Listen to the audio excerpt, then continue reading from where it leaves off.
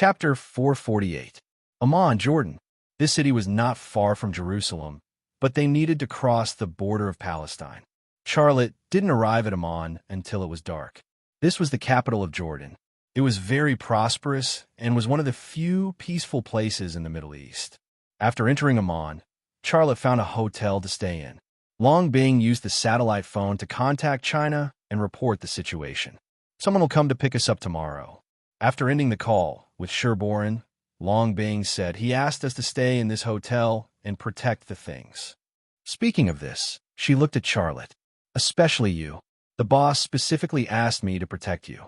You are now at the same level as the national treasure. Charlotte touched his fat fake face and said with a smile, I really look like a panda now. But I don't need your special protection. Just take care of yourselves. Although this is Jordan, the CIA's influence is all over the world. We should be careful. Okay, Long Bing, it's getting late. Long Bing, go back to your room and rest, Tang Yin said. Long Bing said lightly, I booked a room. There are 3 rooms. Your room is next door. Why are you still here? I am going back to my room. Tang Yin rolled her eyes at Long Bing and walked to the door. Long Bing whispered in Charlotte's ear, she is very good at seducing people. Don't be seduced. Once you do it with her, Shinta Tianyin will know soon. And the person who will leak the secret will not be anyone else. It will be her. Don't blame me for not reminding you at that time. Charlotte, what are you talking about? Tang Yin looked back at Long Bing and Charlotte. Long Bing said, I am reminding him to lock the door and be careful of thieves. You know, those things can't be lost. Charlotte added, Yes, I will be careful. Tang Yin then opened the door and left. After sending off Long Bing, Charlotte really locked the door. Recalling what Long Bing had just said, he smiled bitterly. If I really did something with Tang Yin, would she really leak the secret to Shinta Tianyin? Just thinking about it gave him a headache. Tang Yin was beautiful and generous. She was indeed a seductive beauty. It was hard for men to resist her seduction, but for him, Shinta Tianyin was enough. After staring blankly for a while, Charlotte opened his travel bag and took out the things he got from the ancient tomb, including the Ming Dynasty compass. This was the first time that the compass and the new pointer appeared in his hands at the same time. This was an opportunity for him. He wanted to know where the compass would point after changing the pointer. This was very important for him because next time, no treasure hunting team would be sent to find a new treasure location. This task would most likely fall on his head. After changing the pointer, the compass pointed to the east. East? Charlotte was surprised. Is it in China? Impossible. There's already a treasure location in China. If it was in China, Princess Yongmei would have already dug it out. There would be more than one ancient alloy part in her jade coffin. But if it's not in the country, then which region in the east? Soon, he thought of a place. Is it Japan? Thinking of Japan, Charlotte's brows suddenly wrinkled. Japan is almost a dependent country of the United States. If it is really in Japan, then it will be troublesome. If I go to Japan to dig for treasure, I am afraid I will be surrounded by the U.S. military as soon as I get off the plane. I hope it is a small island in the east, or it is in another area. It was useless to think too much about such things. He had no way to choose where the next treasure location was. If it was really in Japan, he could only bite the bullet and dig it out. After putting away the compass, Charlotte shifted his attention to the ancient alloy. He took out the 5 ancient alloy parts and pieced them together one by one. Finally, he got a square plane. Holy shit, is it really a box? Charlotte held the plane in his hand and carefully observed it. He was very surprised. The 5 parts pieced together to form a square plane. If it was really a box, according to the box side would need 5 parts. So to put together a complete box would need 30 parts. So far, he had only got 7 parts. He still needed 23 more. This conclusion made Charlotte complain incessantly. 7 parts had caused him to go through 2 life-and-death battles. If he wanted to collect all the parts, how many life-and-death battles would he have to go through? In a moment, Charlotte saw through one of the ancient alloy parts. He experienced that terrifying feeling again. After that, the snow-white, breathtakingly beautiful Princess Yong Mei appeared in his room again. In the ancient tomb under the Church of the Holy Sepulchre, he didn't have time to observe Princess Yongmei. Now, he had a lot of time. Princess Yongmei stared at Charlotte, who was lying on the bed, and didn't say anything. Charlotte took the initiative to greet her. "Hi, how are you?" When he greeted her, Xiaolei also guessed that she would say that sentence in his heart. The Princess Yongmei that appeared in China could only say 2 sentences, but the Princess Yongmei that appeared here could say 4 sentences. "Hello," Princess Yongmei said. "What?" Xiaolei was stunned on the spot. Princess Yongmei didn't only know how to say 4 sentences. This hello was the 5th sentence she could say. Moreover, this sentence had an even more positive meaning, because it was her greeting him. "I'm so cold," Princess Yongmei said again. Xiaolei froze for a moment. He suddenly grabbed the coat on the bedside table and got up from the bed. He walked to Princess Yongmei and put the coat on her. His coat fell on Princess Yongmei's soft shoulders, but it didn't stop and fell to the ground. "It's useless," Princess Yongmei said. "I can't wear it." Charlotte looked at the coat on the ground and then at Princess Yongmei standing in front of him. The shock in his heart couldn't be described with words. He was almost certain that the Princess Yongmei in front of him now had very clear thinking and communication skills. She could greet him. She knew it was cold, and she knew she couldn't wear clothes. Charlotte took a deep breath and tried to calm himself down. Then he said tentatively, "Princess Yongmei, I'm your friend. I want to help you, but I need to understand something first. Tell me, what is this metal? Why are you looking for it?" He pointed at the ancient alloy parts that had been assembled into a square on the quilt. Princess Yongmei held her head with her hands. She looked confused and in pain. "Why can't I remember who I am? Metal? What metal?" Xiaolei was stunned on the spot again. She actually didn't remember. "What's wrong with me? I'm so cold." Princess Yongmei was in more pain. However, Xiaolei's gaze shifted to the ancient alloy that was put together into a square. He suddenly made a bold judgment in his heart. The Princess Yongmei who appeared in China can only speak 2 sentences. She has almost no consciousness. The Princess Yongmei who appeared in the underground tomb of the Church of the Holy Sepulchre could speak 4 sentences and had a clear consciousness. The Princess Yongmei who appeared tonight had very clear thinking and human nature. Is this change related to the amount of ancient alloy and the square I put together? Princess Yongmei's changes were very obvious, and each change was related to the amount of ancient alloy. In the Church of the Holy Sepulchre, he didn't put the square together. Now that he did, Princess Yongmei had such a clear consciousness. So, not only was it related to the amount of ancient alloy, but it was also related to the shape of the ancient alloy parts. Charlotte couldn't help but wonder what Princess Yongmei would look like if he put all the parts together and put them together into a complete box. It was a mystery that made one's imagination run wild. "You are Princess Yongmei. You are a princess of the Ming dynasty. Your father is Zhu Di. He is Emperor Yongle." After the surprise, Charlotte guided Princess Yongmei's thoughts. "Think about it. Did your father ask you to look for this metal? Why are you looking for it?" "I don't know. I'm so cold." Princess Yongmei leaned into Charlotte's arms and used his body to warm herself. A chill came from Princess Yongmei's body. Charlotte was frozen in the blink of an eye. He wanted to put Princess Yongmei in the ancient alloy, but he didn't have the heart. After hesitating for a while, he took a few steps back to avoid Princess Yongmei. Then he took off his shirt and pants and walked to the bathroom. He turned on a shower head and poured hot water on his body. Princess Yongmei appeared in the bathroom. Her bright eyes widened as she looked at Charlotte, who was only wearing a pair of briefs. The hot water splash from Charlotte's body also splashed on her. A strange thing happened in the next second. The hot water that splashed onto Princess Yongmei's body was instantly frozen into ice beads that dripped on the ground. This scene shocked Charlotte. He couldn't help but think that if he threw Princess Yongmei into a swimming pool, it wouldn't take long for the whole pool to freeze. This kind of woman was really beautiful and freezing. It's so warm. Princess Yongmei seemed to feel the temperature of the hot water. She walked under the shower head and bathed with Charlotte. There was a lot of hot water coming from the shower head. Her body wasn't strong enough to freeze all the hot water. But under her feet, the floor of the bathroom quickly froze. Soon, a thin layer of frost covered the entire bathroom floor and spread to the walls. "Are you feeling better now?" Charlotte continued to probe. "If you feel better, please tell me what those metals are." "I don't know." "Then what do you know?" "I know." Princess Yong-Mei thought for a moment and suddenly said, "You are the only one. I have been waiting for you." "What do you mean? Can you explain it clearly?" "Don't ask me. I don't know."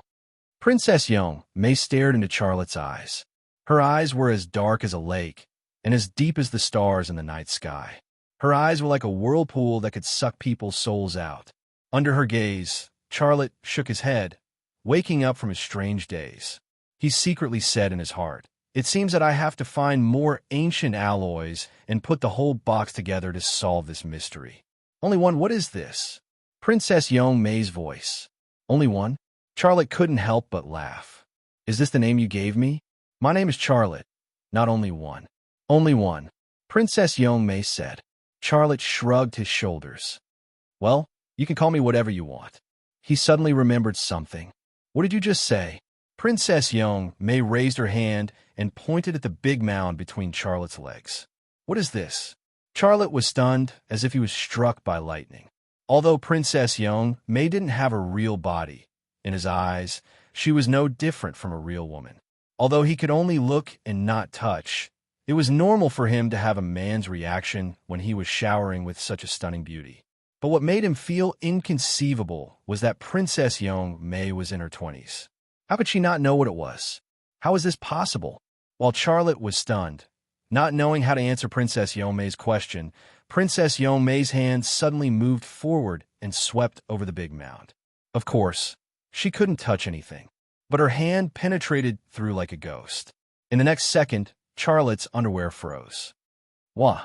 Another second later, a man ran out of the bathroom, banging his fist on the ice as he ran.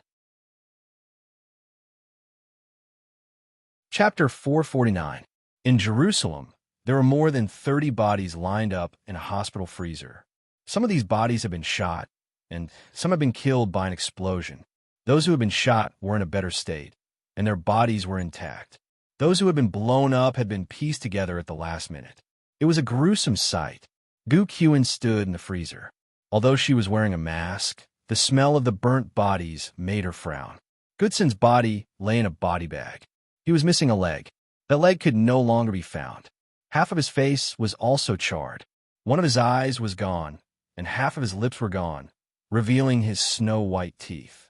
Gu Qin looked coldly at Goodsen in the body bag. There was a cold voice in her heart. "You want to kill me by burning the bridge after crossing it? I, Gu Qin, am not a pawn that you can use whenever you want. I, Gu Qin, am not your cannon fodder. Look, you are dead now, but I'm still alive, am I not?" Faced with such mockery, Goodsen could not respond at all. He had been blown up in the Israeli residential area, and it had been more than 10 hours since then. From a physiological point of view, he was completely dead. There was not a single cell in his body that was alive. "I have people in China, and I have information that you can't. But you think that I am no longer of any value to you? You are very wrong. This time, if I hadn't gotten the information that Charlotte had come to Jerusalem, would you have known that he was in Jerusalem? You can't catch Charlotte, and you want me to take the blame? In your dreams." A cold smile appeared on Gu Qin's face. The door to the freezer was pushed open, and a CIB agent walked in. "Miss Gu, someone from above is here. They want to see you." "Who?"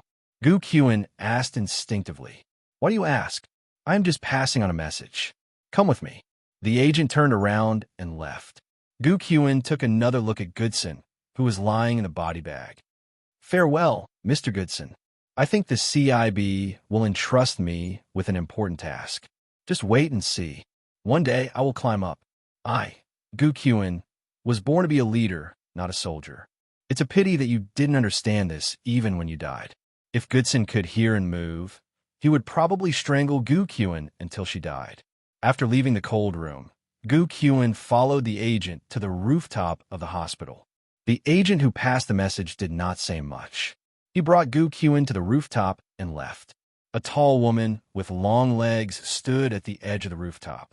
She had a pair of beautiful legs that took up 2/3 of her body. Her back was facing the staircase, and her figure was graceful and slender. She stood quietly on the edge of the roof, looking in the direction of Jordan. The lights of the city were not enough to illuminate her face, but her back gave Gu Kuwu a sense of déjà vu. Gu Kuan walked over and said in English, "May I ask who you are?" The woman turned around. Her face was elegant and refined, coupled with her exquisite figure. She was the living embodiment of a seductive beauty. This woman was none other than Liang Xiao, who had passed by Charlotte on Calvary Mountain. Seeing Liang Xiao's face clearly, Gu Qiuan's expression suddenly changed. "It's you," Liang Xiao said calmly. "Gu Qiuan, we meet again. It's a surprise, isn't it? You're from the CIB?" Gu Qiuan looked very surprised. "How is that possible?" Liang Xiao sneered. "Even you, the daughter of the Gu family, could become a CIB agent. Why can't I be from the CIB?" Gu Qiuan closed her mouth. There were many questions in her mind, related to Charlotte and Liang Xiao. It was normal that she didn't know Liang Xiao's identity, because even Long Bing wasn't sure of Liang Xiao's identity. She had only suspected it. "Are you surprised?" Liang Xiao walked in front of Gu Qiuan and looked into her eyes. Gu Qiuan was very surprised, but she looked calm on the surface. She said, "I'm a little surprised, but now I understand why you were with Charlotte. What secret does he have that we have to deal with him like this? It's easier to kill him than to capture him alive, isn't it?" A cold light flashed in Liang Xiao's eyes, but it only flashed for a moment. She smiled. "How long have you been in the CIB? You're just a new recruit. Do you think you have the authority to know Charlotte's secrets?" Gu Qiuan shook her head. "I really don't have the authority. Just pretend I didn't ask anything. This operation should have been successful, but Goodson and you messed it up." Liang Xiao said calmly, "The higher-ups sent me to take over. From now on, you're my soldier." "You're taking over?" Gu Qiuan's expression changed, and her heart was filled with worry. Liang Xiao smiled. "Yes, the person standing in front of you is the CIB's Asia director. Congratulations." Gu Qiuan avoided Liang Xiao's gaze. "I'll do my best. We'll definitely catch Charlotte. Is that so? I look forward to your outstanding performance." Liang Xiao said, "The United States is an open and free country. As long as you put in the effort, you can achieve your dreams. I think your dream is to kill Charlotte and avenge your father and brother, right?" Gu Qiuan was silent, but she observed Liang Xiao's expression from the corner of her eyes. The power of hatred cannot be underestimated. "I believe that with your help, we'll definitely be able to catch Charlotte," Liang Xiao said.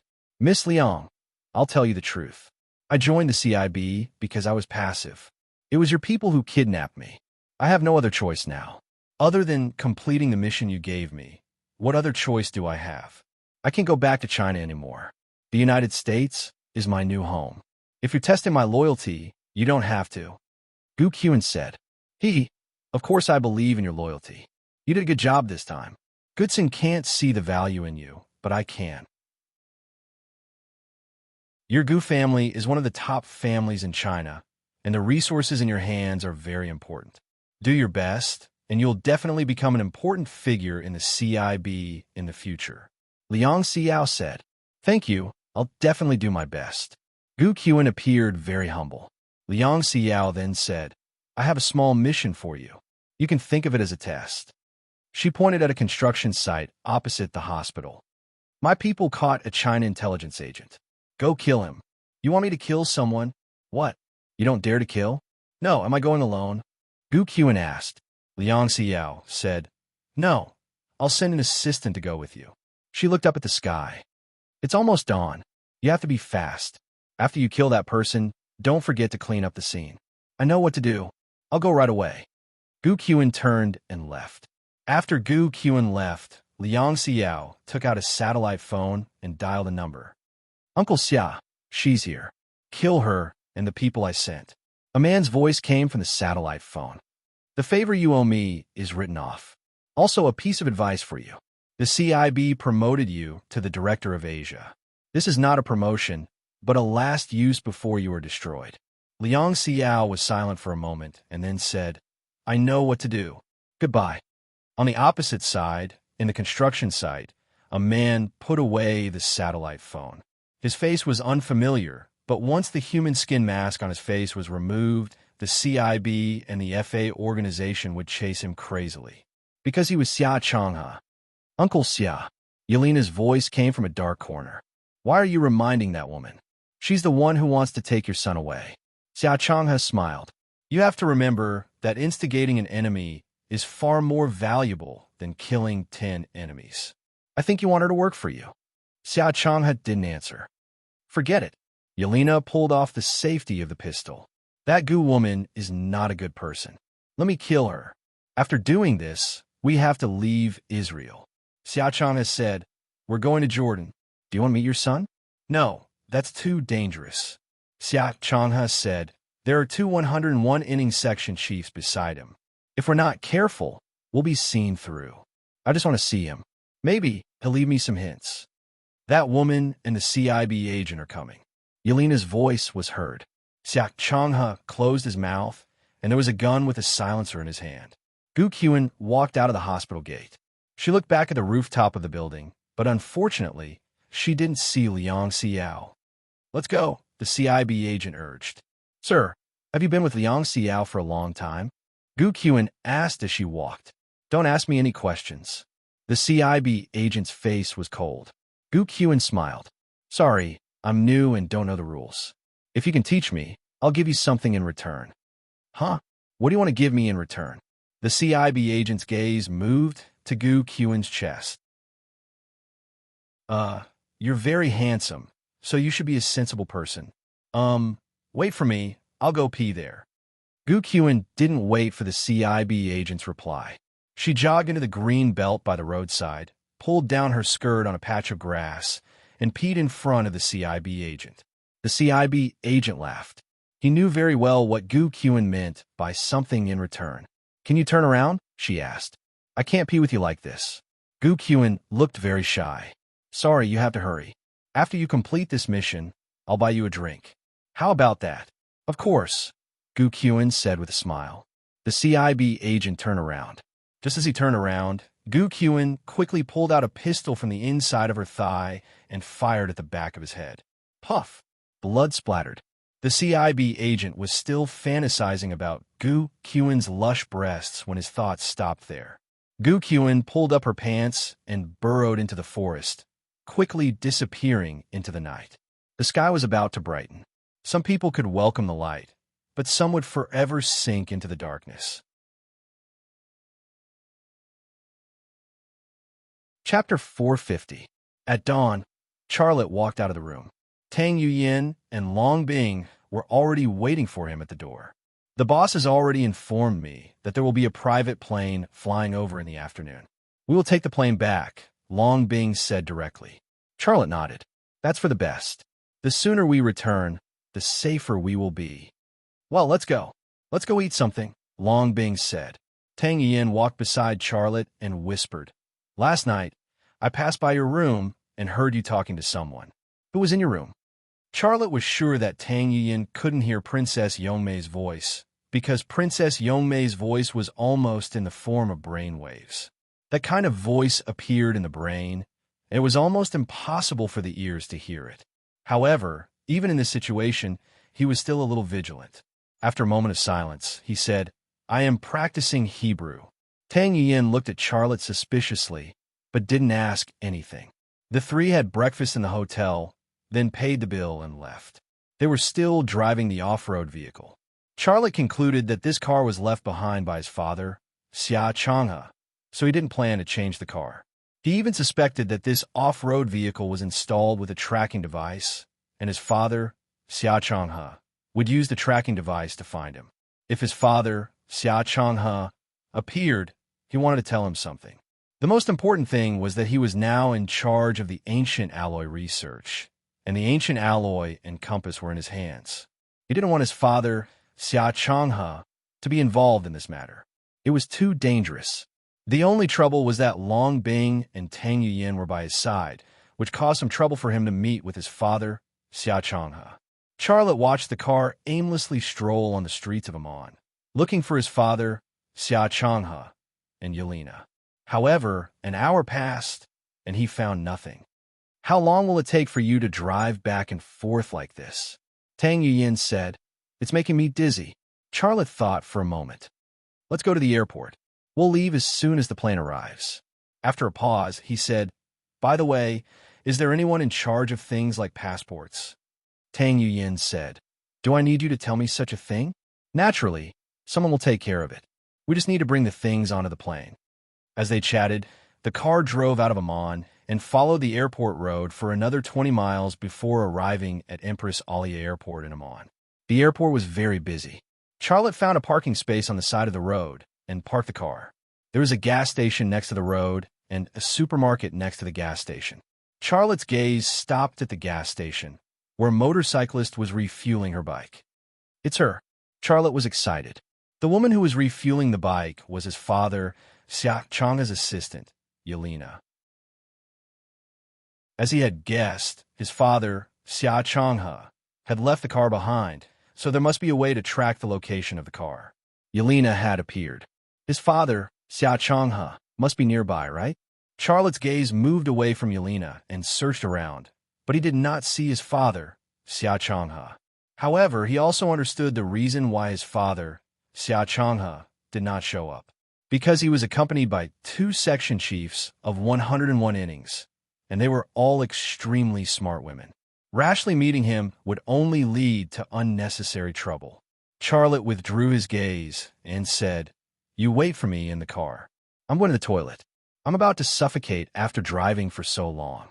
Tang Yuyin said, Since you said that, I also want to go to the toilet. Let's go together. Charlotte, you go ahead. I'll stay in the car and keep an eye on things, said Longbing. Charlotte and Tang Yuyin got out of the car and walked to the restroom of the gas station. Yelena did not even look at Tang Yuyin and Charlotte. Charlotte entered the men's restroom, and Tang Yuyin entered the women's restroom. In the men's restroom, Charlotte looked nervous. I'm going to the toilet, and she also wants to go to the toilet. Did she discover something and follow me? It was not impossible. Thinking of this, Charlotte was a little impatient, and his left eye twitched uncontrollably. The wall between the men's and women's restrooms suddenly disappeared, and then Tang Yuyin, who was squatting on the toilet, came into his sight. Big white dough and running water. She was really going to the toilet. With just a glance, Charlotte hurriedly looked away and did not dare to look again. If Tang Yuyin was following him, she would probably put her ear on the wall to monitor the sounds in the men's restroom, or simply climb the wall to peep. But she didn't. She was peeing. How could a woman monitor others when she was peeing? What should I do? How can I pass the message I want to tell my father to Yelena? Charlotte was a little anxious. When he was thinking about the problem, there was a lingering big white dough and flowing water in his mind. 2 minutes later, Tang Yuyin's voice came from outside the door. Are you done? Hurry up. In the men's restroom, several black lines suddenly appeared on Charlotte's forehead. She was urging him to pee. What was she trying to do? Hello? Are you okay? If you don't say anything, I'll come in. Tang Yuyin's voice was mixed with worry and anxiety. Immediately, Charlotte said snappily. Although she said it out of concern, it still made people feel speechless. Xiaolei walked out of the men's restroom. When he saw Tang Yuyin, the scene of big white dough and the gurgling sound of running water suddenly appeared in his mind. Although he only saw that scene, it was like an old iron brand in his memory, unable to be erased. Now, just thinking about it was enough to stir his nerves and make him secretly excited. Why is your face red? Tang Yuyin looked curiously at Charlotte. Charlotte said with a bitter smile, Didn't I just go to the restroom? Do you need to ask so many questions? It must be because you're holding it in. There's something wrong with you. Tang Yuyin said. Charlotte was speechless. I want to go to the supermarket to buy something. Do you want to go with me? Tang Yuyin said. I don't want to go. You go. I'll go back to the car and wait for you. Charlotte found another excuse. I'm a bit worried about leaving Long being alone in the car. Okay, I'll be back soon. Tang Yuyin walked in the direction of the supermarket. At this time, Yelena came over. She was wearing a helmet, so her face couldn't be seen. Charlotte turned around and turned on the faucet to wash his hands. Yelena brushed past him and was about to enter the women's restroom. Charlotte said in a low voice, "I've already dug it up, but I couldn't gather all the parts. I'm in charge of this project now. Don't let him interfere anymore. It's very dangerous." Yelena slightly nodded. Charlotte turned off the faucet and turned to leave. During the whole process, he didn't even look at Yelena. Returning to the car, Charlotte calmly asked, "Did you find any suspicious people?" "No." Long Bing's voice was indifferent. "If you want to talk about suspicious people, you and Tang Yuyin are the most suspicious. Going to the toilet in pairs. Are you two having an affair?" Charlotte froze and was speechless. Tang Yuyin quickly returned from the supermarket with a large bag of Jordan's specialty snacks. She smiled and said, "Let's eat, it's my treat." The two women gorged themselves on a large pile of snacks in the car. Xiaolei was not very interested. He saw Yelena leave on the motorcycle through the rearview mirror. A few minutes later, he also started the engine and parked the car in a remote section of the road. There were 3 XL 2500 sniper rifles and a Gale assault rifle in the car. These weapons couldn't be brought into the airport. After parking the car, Charlotte put down the driver's seat sofa and lay on it to sleep. Tang Yuyin and Long Bing continued to chat over a pile of snacks, and the topic was actually very feminine. They didn't treat Charlotte as an outsider at all, but Charlotte couldn't interrupt, so he closed his eyes and pretended to sleep. In the afternoon, Long Bing received a phone call. Half an hour later, the people from the embassy came and drove the off-road vehicle that Charlotte drove into the airport. The ambassador had diplomatic immunity, which was really good. It could help Charlotte and the other two to transport the ancient alloy parts and guns onto the plane without being restricted by the airport security. They boarded the private plane from China without a hitch. Xiaolei and the other two boarded the plane with all their belongings. On the plane, Charlotte saw Boren and Ling Hao in a suit. "Boy, you were really good." As soon as they met, Boren patted Charlotte's shoulder hard. "Well done. I will hold a celebration party for you later," Charlotte said with a smile. "Then I want to have a few drinks with Boss Shur."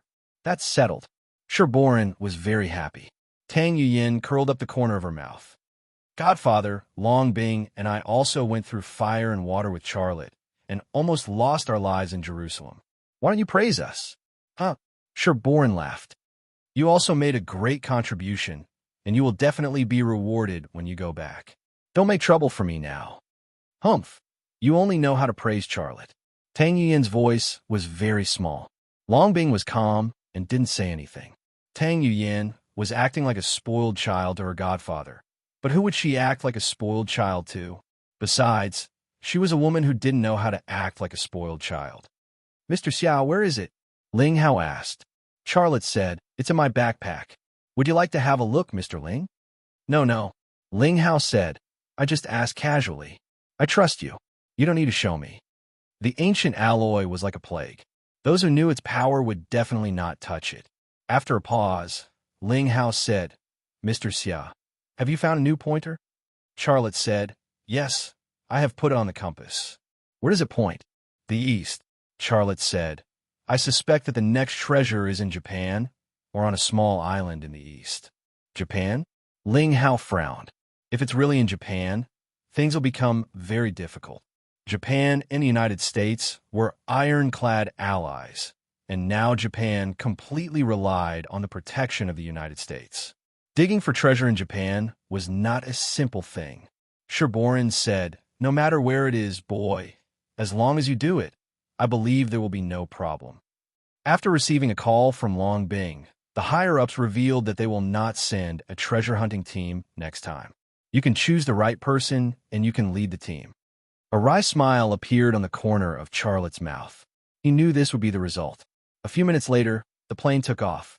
Queen Alia Airport in Amman was left behind, getting smaller and smaller, and finally disappeared. Chapter 451. Boren really held a celebration party for Charlotte, but it was not in a luxurious hotel, but in the cafeteria of Floors 101. There were only Charlotte, Long Bing, Tang Yuyin, Ling Hao, and Boren eating at the table. Ling Hao's capacity for liquor was amazing, and he was also the one who toasted to Charlotte the most during the dinner. With his identity, he toasted to Charlotte, and Charlotte had to drink. After drinking one glass of liquor after another, Charlotte's head was also dizzy.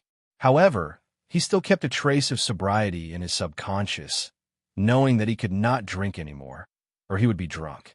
Brother Xia, it's really a great fortune for our country to have such a talent like you.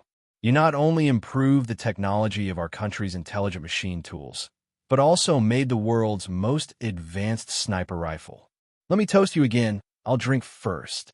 Ling Hao raised his glass and drank it in one gulp. I can't drink anymore.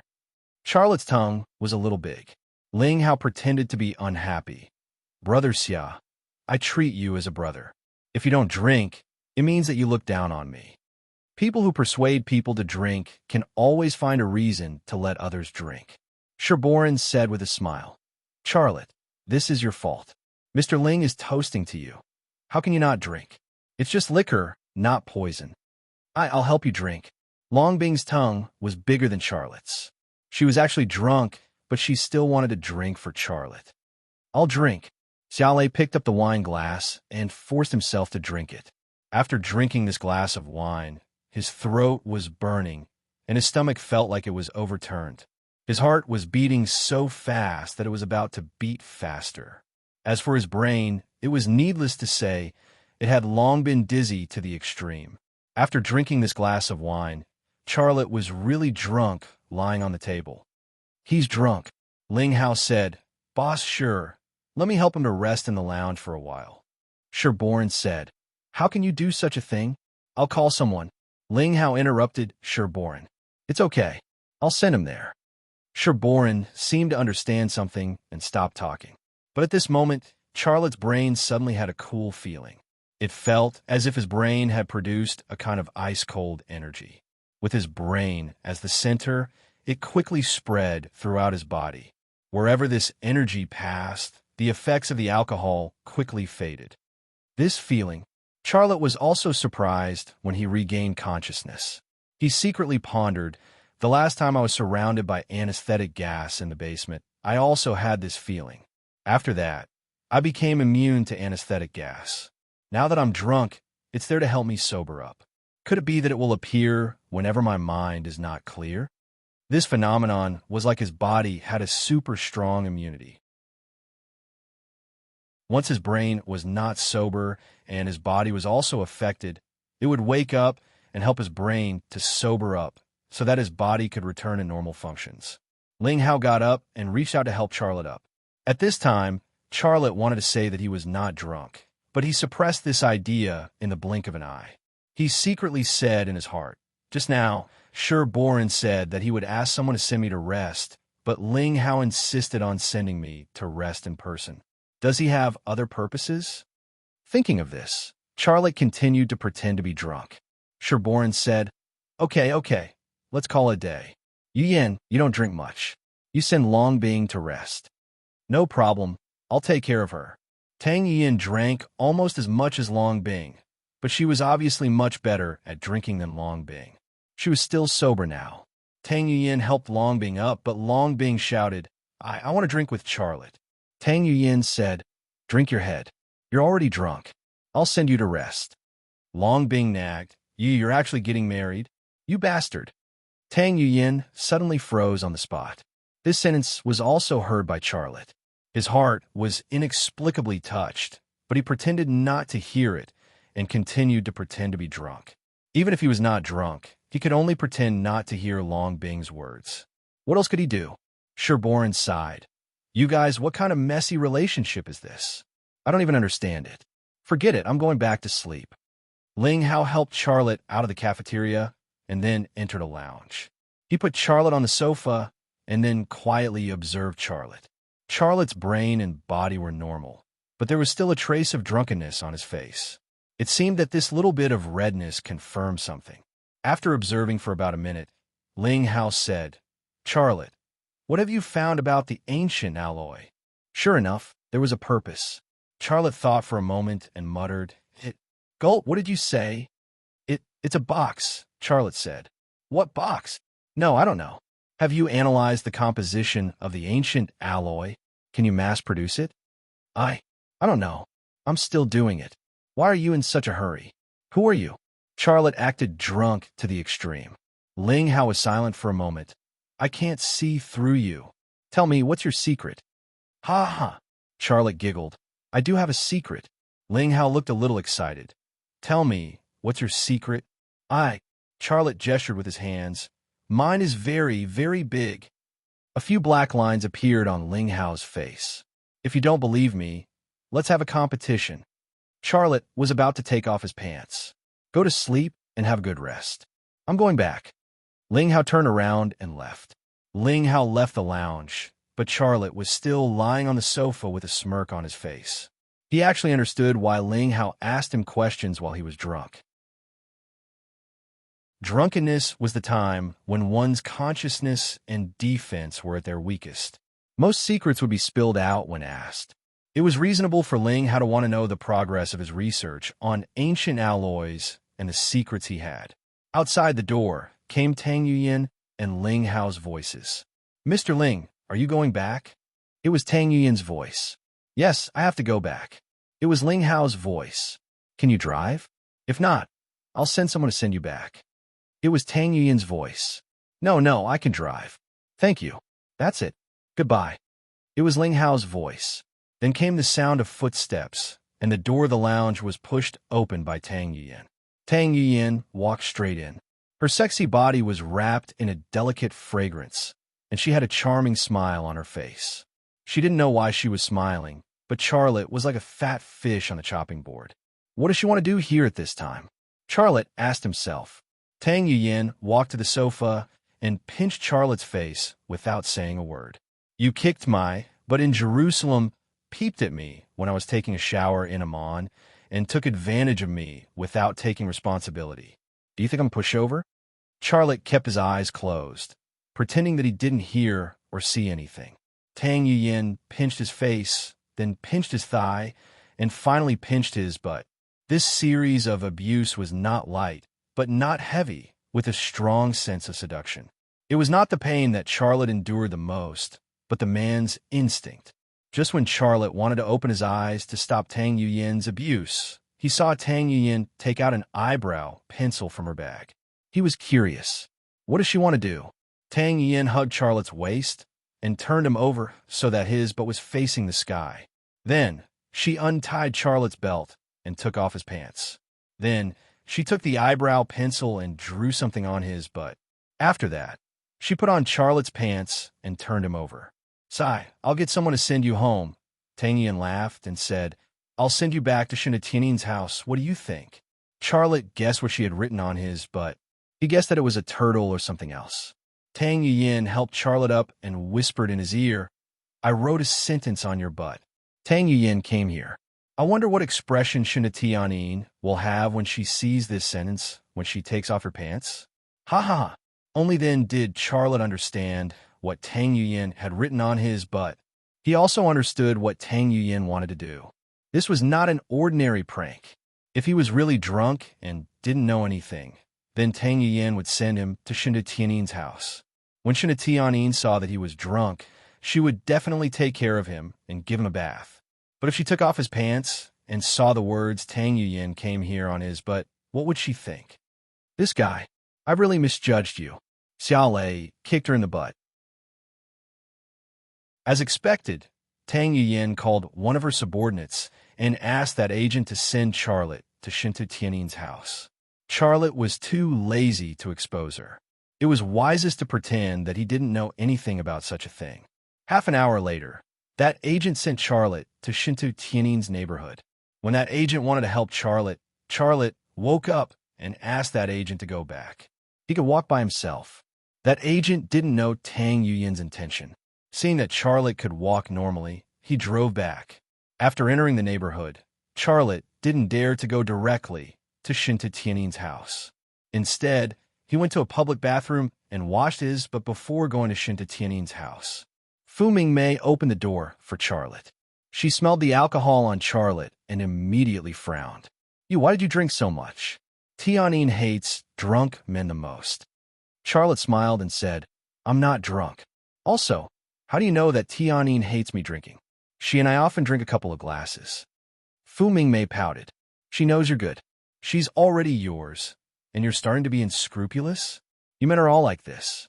When you're wooing someone, you do everything you can, but once you get her, you show your true colors. Charlotte didn't want to argue with her. Is she asleep?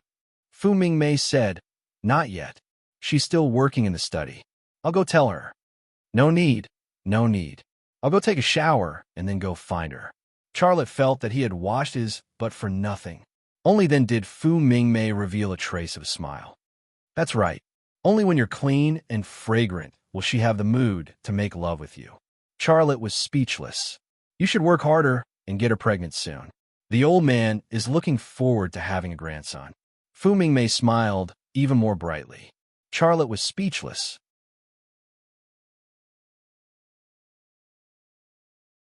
Chapter 452.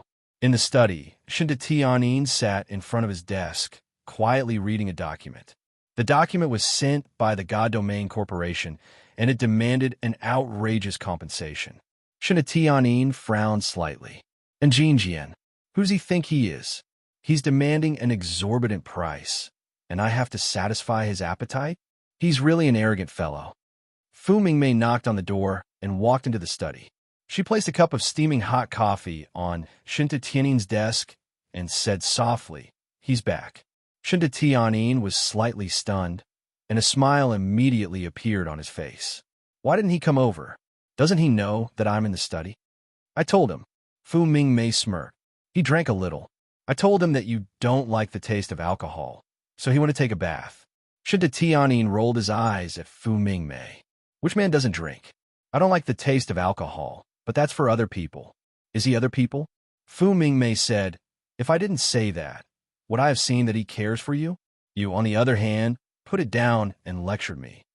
Shinta Tianyin closed the document, stood up, and said, I'll go see him. He drank some alcohol and needs someone to take care of him. Fu Mingmei smiled. He didn't drink much, and he's very sober. He doesn't need you to take care of him. Then I'll go take a look. Shinta Tianyin still wanted to leave the study. Fu Mingmei stopped him. Then drink the coffee I brewed for you. Shinta Tianyin looked at Fu Mingmei suspiciously.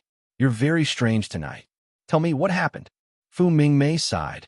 All right, I can't hide anything from you. It was the old master's idea. He asked someone to give you some medicinal herbs that can stimulate your ovulation. I made it into soup and added a little in the coffee. Shinta Tianyin didn't know whether to laugh or cry.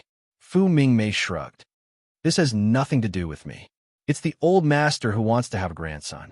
I've told master that your wedding will be held in about 4 months, and there's no need to be so anxious. However, he said that if you get pregnant now, it won't be obvious in 4 months, and he'll be able to hold his grandson 4 months earlier. So if you want to blame someone, blame the old man. Shinta Tianyin, are you going to drink it or not? Fu Mingmei asked. Shinta Tianyin grabbed the cup of coffee and took a sip. The taste was a little strange. She frowned, but then she gulped down a large cup of coffee mixed with medicinal soup. Then, he wiped his mouth with a tissue and left. Fu Mingmei was stunned for a long time before she said one thing, but in reality, it's another. It seems that her determination to get pregnant is greater than the old master's desire to have a grandson. In the bathroom, Charlotte rubbed himself left and right. He wished he could wash himself into a piece of cheese and let Shinta Tianyin taste it. After the shower, he looked at himself in the mirror to make sure that there were no traces left before he walked out of the bathroom. As soon as he walked out of the bathroom, he was stunned. Shinta Tianyin was already under the covers, looking at him lovingly. Although they hadn't seen each other for only a few days, it felt as if they had only met after 3 years. The eagerness and excitement in his heart couldn't be suppressed or expressed in words. Weren't you in the study? Charlotte came back to his senses and said with a smile, I was about to go to the study to look for you. It's getting late. It's time to sleep. Shinta Tianyin said, then gently grabbed the quilt and gently lifted it. Her great figure was suddenly exposed. That towering and firm chest, that slender and soft waist, that plump and tight buttocks, that slender and white legs, there was not a single part that wasn't attractive. She only had a white bra on, a white lace, a very thin and soft fabric that clung to her skin. Under the dim light, her body was also vaguely revealed. The mysterious was more mysterious, and the charming was more charming. She only said one sentence, but her body seemed to have said 100 words of love full of provocation. Charlotte's breathing suddenly became short, and he walked toward her. It was sentimental and full of passion. Wait. At a very critical moment, Shinta Tianyin blocked Charlotte. Ming-Mei said that you drank alcohol. Will it affect her child? Ah. Charlotte was very excited. Are you pregnant? No, how can it be so fast? I mean, if you drink alcohol and get pregnant tonight, will it affect her child? A fine sweat quietly appeared on Charlotte's forehead. How could he answer such a question? My dad made me drink the pregnancy medicine. Will I get pregnant tonight? I actually only drank a little. Smell it. Do I smell alcohol on me? Shinta Tianyin came over and sniffed Charlotte's body with her nose. She didn't smell any alcohol. She suddenly hit Charlotte. You didn't drink much. Why didn't you tell me earlier? I was worried for nothing. In fact, as early as 101 innings, the alcohol on Charlotte's body had disappeared, not to mention that he had taken a shower. His body was really a miracle. What about us? Charlotte looked a little nervous. Shinta Tianyin moved the hand away and closed his eyes. Be gentle. This sentence was simply an inescapable curse for Charlotte. As soon as he heard it, he would turn into a cow. The night was long, and he was not in the mood to sleep. How many tenderness and infatuation. Early the next morning, Fu Mingmei came to the door. Shinta Tianyin and Charlotte got up to wash up and eat breakfast. Breakfast was made by Fu Mingmei. It was a refreshing Western-style breakfast with bread, milk, and omelets. The process of eating breakfast was also very interesting. Shun Turin looked at Charlotte and Shinta Tianyin. No one knew what he was thinking, but he kept laughing. Dad, how's your health recently? Charlotte was a little embarrassed by his stare.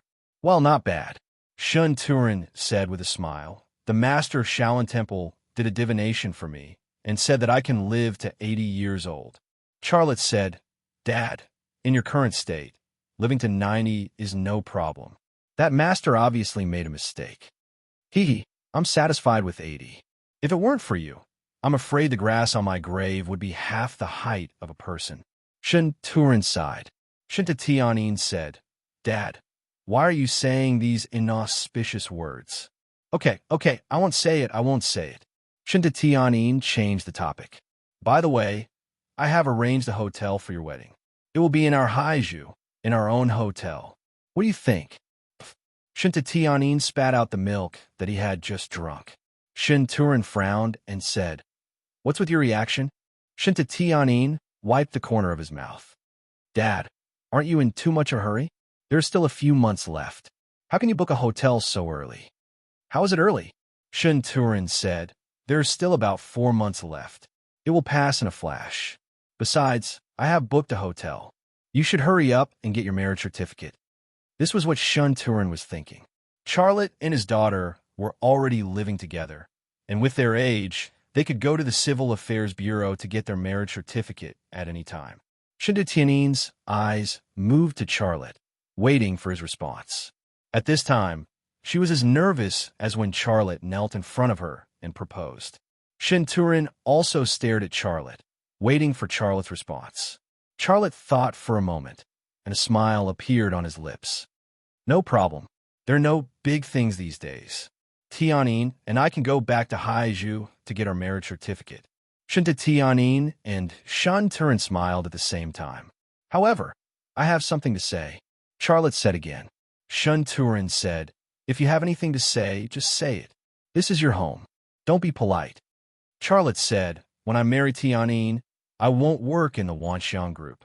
Then he looked at Shinta Tianyin. Tianyin, you also have to register your assets.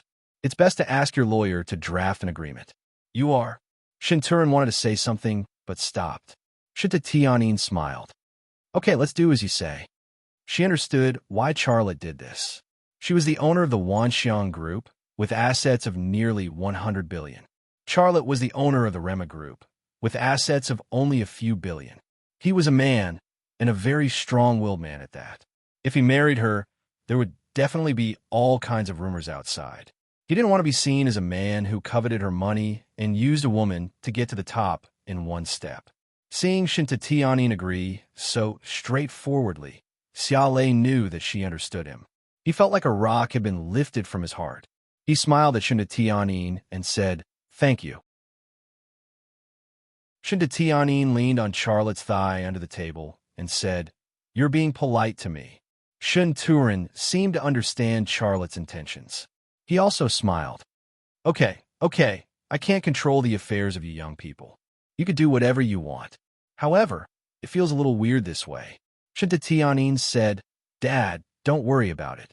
Charlotte is now in the arms business, and his sales are all over the world. I don't think it will take a few years for his Rema group to catch up with our Wanxiang group. At that time, even if you don't say anything, he will merge the Wanxiang group and the Rema group." This sentence seemed to be a statement of the owner of the Wanxiang group. That was, although the assets were separated and they ran their own companies, this family was led by Charlotte. When the two companies would be merged will be decided by Charlotte. With such a wife, what regrets did Charlotte have? Charlotte smiled. "Tianyin, when we go to Haizhu." Both of their residences were in Haizhu, so they had to go to Haizhu to get a marriage certificate. Shinta Tianyin said, "We can go back tomorrow. Today, I will go to the company to send an official letter to the Divine Domain Group and ask them to send a representative to Haizhu to negotiate." Charlotte said, "Haven't you settled the matter with the Divine Domain Group?" "No," Shinta Tianyin said. "I was going to discuss it with Xiaoxian, but that day." She did not continue and changed the topic. "This matter has been put on hold, but Jinjian made an exorbitant demand. I am preparing to personally discuss it with his representative." Charlotte remembered. That day, Shinta Tianyin and Xiaoxian were going to have a business negotiation, but that was a trap. Xiaoxian and Gu Qian had worked together to help the CIA kidnap Shinta Tianyin. That night, Xiaoxian and Gu Qian had escaped. Now, Jinjian actually dared to make an exorbitant demand and threaten Shinta Tianyin. Charlotte was silent for a moment. "Let me go with you during the negotiation. Jinjian is not easy to deal with, so I can help you." Shinta Tianyin grinned. Then let's go together." Shintarin interrupted and said, "Let's go get our marriage certificate first, then go talk business." Charlotte and Shinta Tianyin could not help but look at each other and laugh.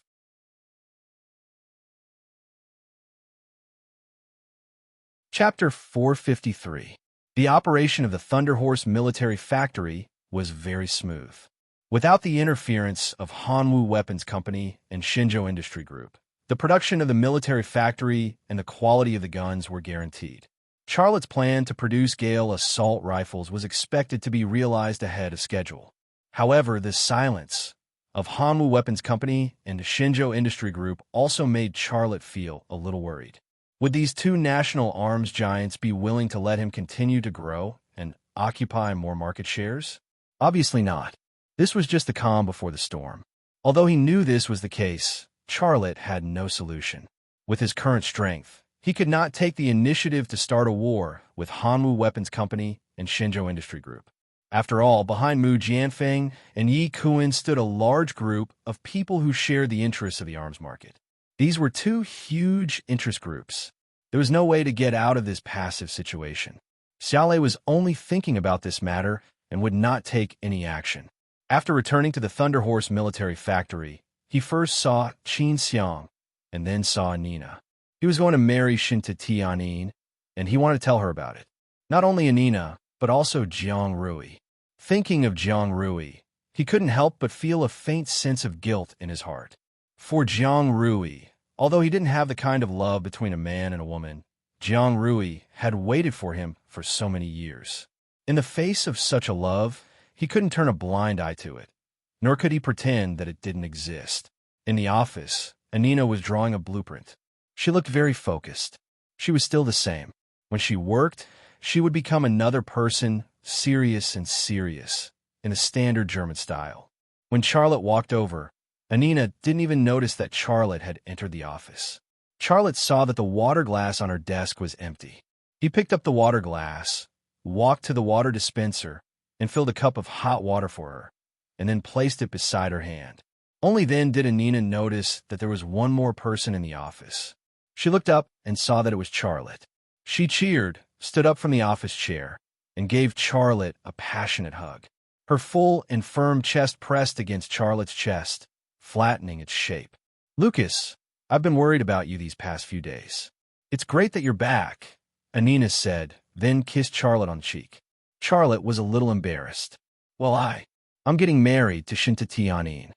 She didn't let go of Charlotte, but kissed him on the other cheek. "Congratulations." Charlotte, this was Anina's reaction, the intuitionist Anina's reaction. In her eyes, there seemed to be no difference between a married Charlotte and an unmarried Charlotte. He was still Charlotte. Just like that, they hugged for a full minute before separating.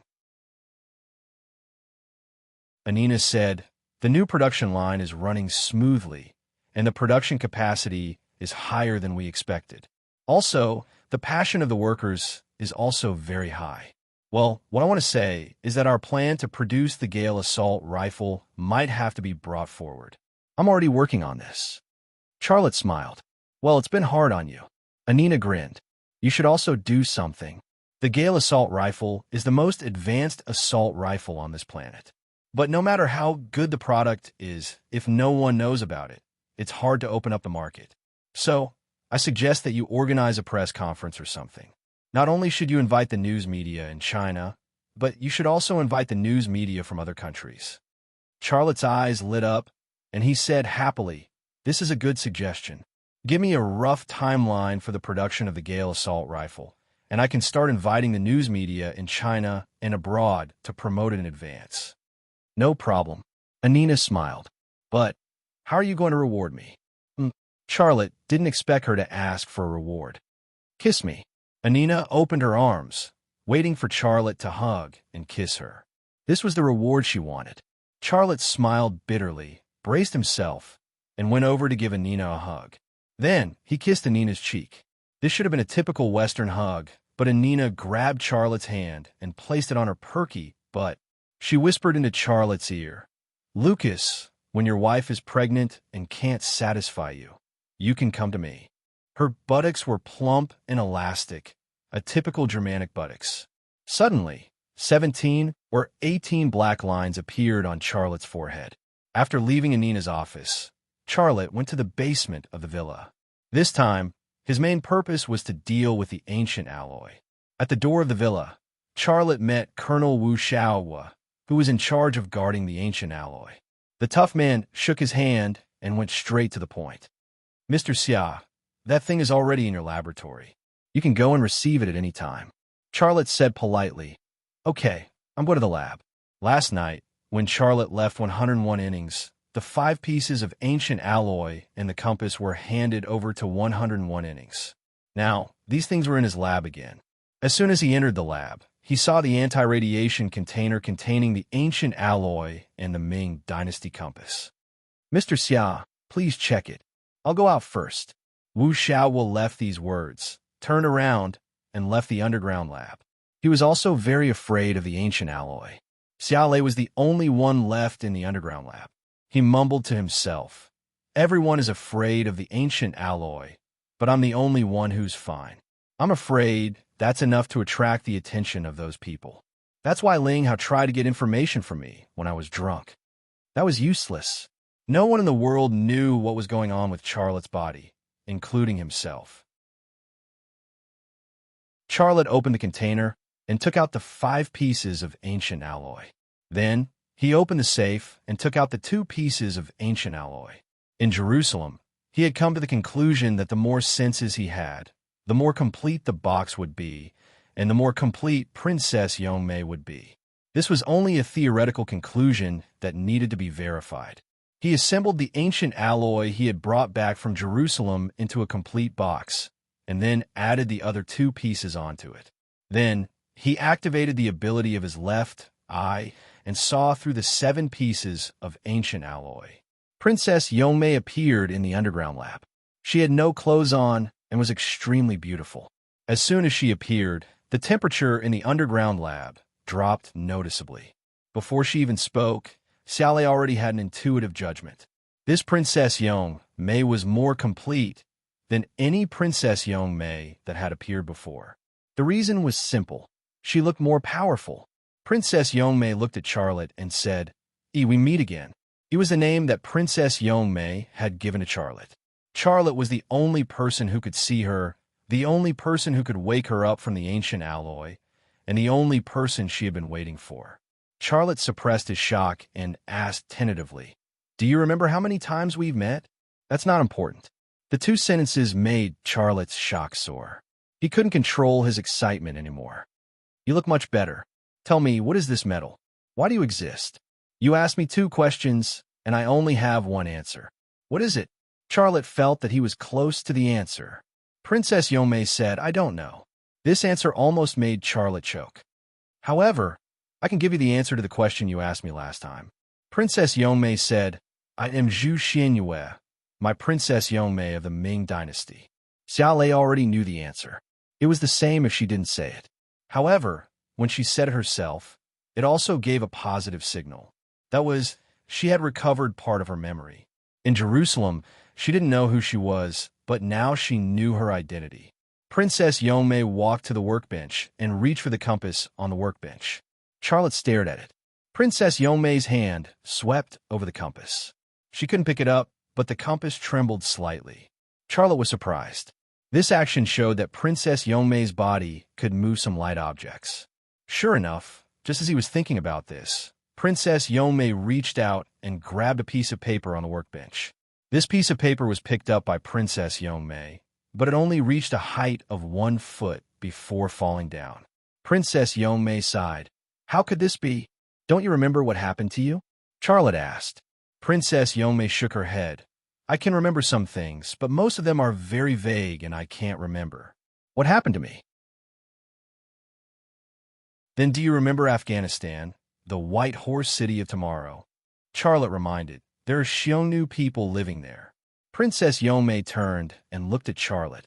"Are you reminding me that I'm dead?" Charlotte just looked at her. He really wanted to remind her of her grave.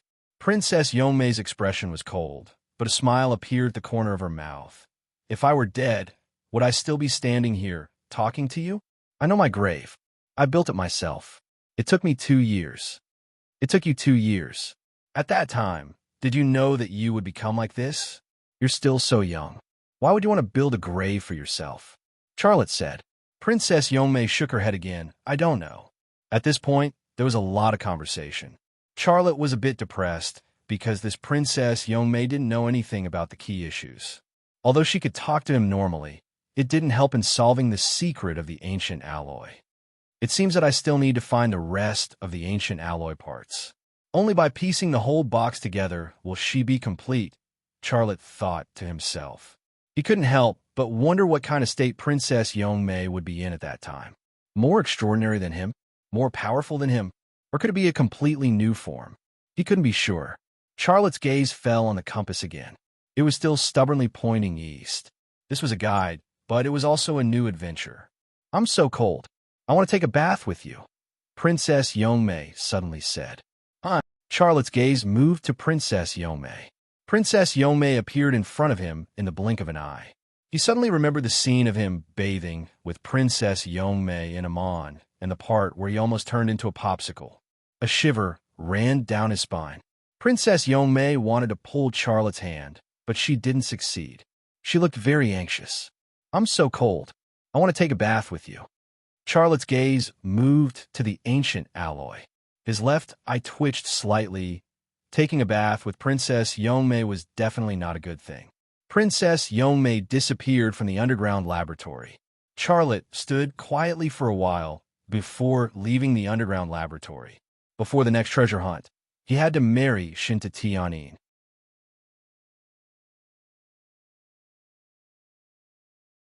Chapter 454. Back at Haizhu, the first person Charlotte saw was not Guanling Shan, who was in charge of Lima Manufacturing Company for him, but Jiang Rui. The two walked along a sidewalk by the sea for a long time, without talking, just walking in silence. This feeling was very awkward. Charlotte had something to say in his heart, but he didn't know how to say it. After walking for a while, Charlotte stopped in front of a pavilion. Rui, let's sit for a while. Well, Jiang Rui nodded gently and didn't say anything more. She and Charlotte sat down on a bench and then looked at the sea in the distance. It was still quiet, but her eyes couldn't hide the sadness. She knew why Charlotte was looking for her. The engagement between Charlotte and Tianyin had been hyped up by the media. In this information age, such headlines were everywhere. It was impossible for her not to see it. How will he talk to me? A bitter smile appeared at the corner of her mouth. Do I still care how he talks to me? What's the point of that? Rui. Charlotte finally spoke, but only one word. Jiang Rui took a deep breath and forced a smile. If you have something to say, just say it. You have always been very straightforward and assertive. Why are you hesitating today? Charlotte was silent for a moment before he said, I'm going to marry Tianyin. Jiang Rui's eyes were filled with tears, but the smile on her face was still there. She said in a panic, Well, I wish you all the best. I knew you would be together. I'm sorry. Charlotte didn't dare to look at Jiang Rui's eyes. His heart was also sour and uncomfortable. Ha! Jiang Rui forced a smile. Why are you apologizing to me? You didn't do anything wrong to me. I just... She couldn't go on. Charlotte braced himself and said, I know your feelings for me, but I know. We're too familiar. You don't have feelings for me. Jiang Rui finally couldn't hold back her tears and let them fall. I really regret it now. If I didn't bully you when we were kids and didn't bathe naked in the river with you, you probably wouldn't think that I'm so familiar, right? Rui, Charlotte didn't know how to answer. Forget it. What's the point of saying all this now? You're going to marry Tianyin. I wish you all the best. Jiang Rui wiped the tears from the corner of her eyes. Her heart was broken, but she still forced a smile. Charlotte said softly, Rui, you will definitely find a better man than me. Screw you, Jiang Rui suddenly said. Charlotte was stunned for a moment. He didn't understand why Jiang Rui would have such a reaction. Jiang Rui punched Charlotte fiercely. If someone else said this to me, I wouldn't think there's anything wrong with it. But for you to say this to me means that you found it. Can you point out a better man than you to me? I'll marry him right away. Charlotte shook his head and smiled bitterly. Tianyin, she's really a lucky woman. Jiang Rui's voice was faint. When are you getting married? Charlotte said. The wedding will be held on the 29th of the 12th month, but her father asked us to get the certificate in a few days. This time, I came back mainly to deal with this matter. Her father is really impatient. He's afraid that you'll be seduced by another woman. Jiang Rui said sourly. Charlotte smiled bitterly. Rui, you know I'm not that kind of man. It's because you're good that I like you. It's because you're good that Tianyin will marry you. It's because you're good that... Jiang Rui choked and couldn't go on. She suddenly threw herself into Charlotte's arms and burst into tears. Charlotte gently hugged her and patted her back. He wanted to comfort her, but he didn't know how to comfort her. After crying for a while, Jiang Rui felt a little better, but she didn't leave Charlotte's arms. Instead, she leaned close to his ear. I'll wait for you for another 5 years. This was such a sad promise. A woman's most precious time was only a few years or 10 years. She had been waiting for him since she was a young girl, but now she had to wait for him for another 5 years. In another 5 years, she would be a leftover woman. Rui, you don't have to treat yourself like this. Really, This promise was too heavy. Charlotte didn't dare to face it. Jiang Rui looked at Charlotte with tears in her eyes. Her eyes were firm. It's none of your business. I've fallen in love with you. In this life, besides you, can I fall in love with any other man? I'm willing to wait for you, even if you'll never be with me. It's not fair to you, Rui. Love can't be measured by fairness. If you pity me, when you return to Haizhu, you can come to see me and visit my parents. I'll be satisfied. Jiang Rui said. What did she mean? Charlotte secretly pondered. You're about to get married. You're about to become another woman's husband. But you're not yet. I've waited for you for so many years. You? Jiang Rui closed her eyes. Can you kiss me? Charlotte hesitated for a moment. Finally, he leaned over and kissed Jiang Rui's cherry lips. Her red lips were bright and delicate, with the taste of tears. The moment Charlotte's lips touched hers, Jiang Rui's body suddenly froze, unable to move. However, in the blink of an eye, she took the initiative to pry open Charlotte's lips and wrapped her lilac tongue around Charlotte's tongue. If this was the only kiss between her and Charlotte, then she wasn't satisfied with this kiss. It was just a light kiss. She wanted the most passionate tongue kiss. After a few minutes, until her tongue was numb, Jiang Rui let go of Charlotte. Remember my words. I'll always wait for you. I love you. After saying this, Jiang Rui turned around and ran. A tear flew up from Jiang Rui's cheek and floated down to Charlotte's cheek with the wind. This teardrop was like an immobilizing curse that Lok Xia lay on the bench. He originally wanted to chase after Jiang Rui, but he didn't take that step in the end. Even if he caught up with her, what could he say? Even if he caught up with her, could he not marry Tianyin and be together with Jiang Rui? Love was like this. Sometimes it was like honey wine, sweet and intoxicating. Sometimes it was a wound on the soul that couldn't be healed. No matter who he chose, someone would be happy and someone would be hurt. This was an unsolvable problem. Even God couldn't help him. Jiang Rui's figure disappeared from his sight. Charlotte was still sitting on the bench in a daze. In his heart, he kept repeating the words that Jiang Rui said in his ear. Love can't be measured by fairness.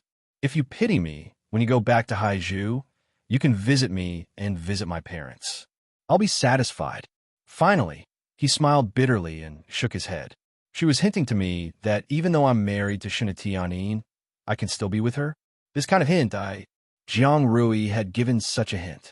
It seemed simple. As long as he took that step, everything would be fine. But the problem was that step. If he had an affair with Jiang Rui behind Tianyin's back, wouldn't he be too timing? Such a decision really required courage and wisdom. Forget it. I'll think about these things later. After thinking about it, the problem didn't solve, and instead gave him a headache. Charlotte also gave up. He got up and left the pavilion, ready to go home.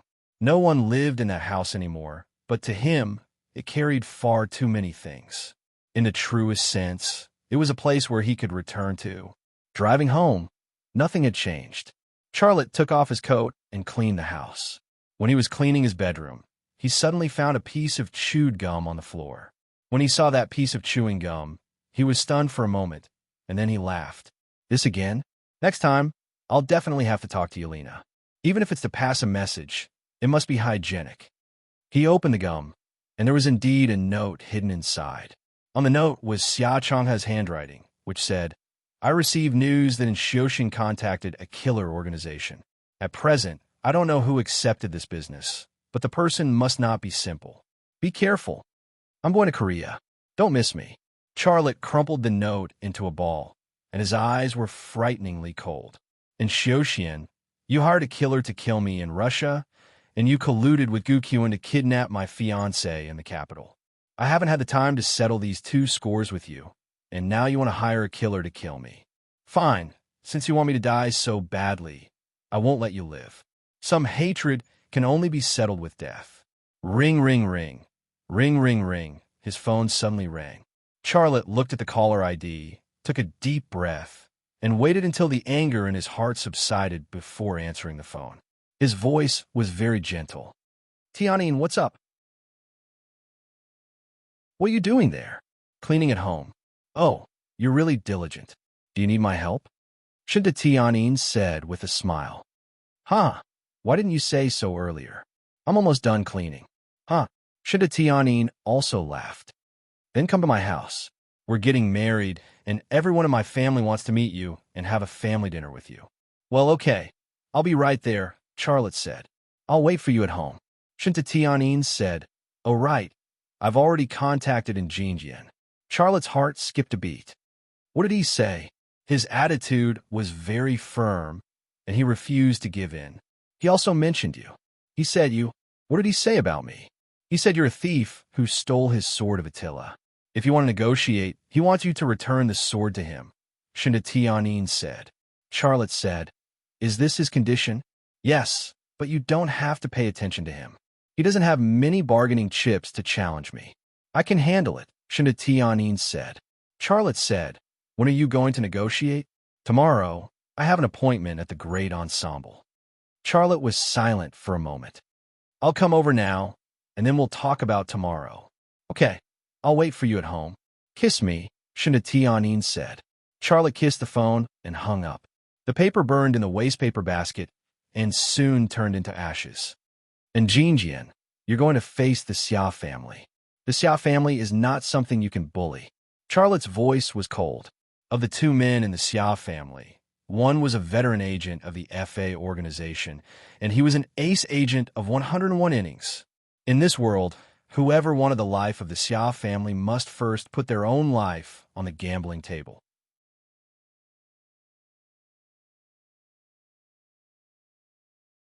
Chapter 455. The last time he came to the Shinta family mansion, Charlotte was a fake fiancée and was treated coldly and disdainfully. This time, Shinta Tianin's paternal uncles, aunts, cousins, and a large group of them were waiting at the entrance, afraid that they would neglect Xia Lei, the Shinta family's prospective son-in-law. Actually, putting aside the conflict between Shinta Weiye and Shinta Yi's family and Charlotte, just based on Charlotte's achievements in the past 2 years, no one in the Shinta family would think that Charlotte was not worthy of Shinta Tianin. That's true. How many people in this world could earn billions of dollars from scratch in just 2 years? The moment Charlotte's BMW M6 stopped, a large group of people from the Shinta family surrounded him. Brother, please come in, please come in. The whole family is waiting for you. A young man said with a warm tone with a smile on his face. Little Xia Io, what a talented man. You're a perfect match for our Tianin. A middle-aged woman flattered. A large group of people fought to be the first to greet Charlotte, and they couldn't be more cordial. In the past, these were the same people who coldly ridiculed Charlotte and couldn't wait to chase Charlotte out. Charlotte was no longer the same as before, and they came to curry favor with him. This was the state of the world. The rich had distant relatives deep in the mountains, while the poor had no one to care about them in the bustling city.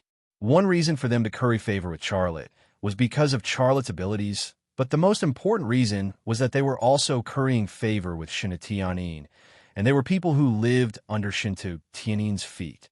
Although Charlotte disliked these people in his heart, he was still very polite on the surface. No matter who greeted him, he would greet them with a smile and say a few polite words. As soon as he entered, he saw Shinta Tianin standing in the front yard. She was wearing a cyan dress and a white scarf.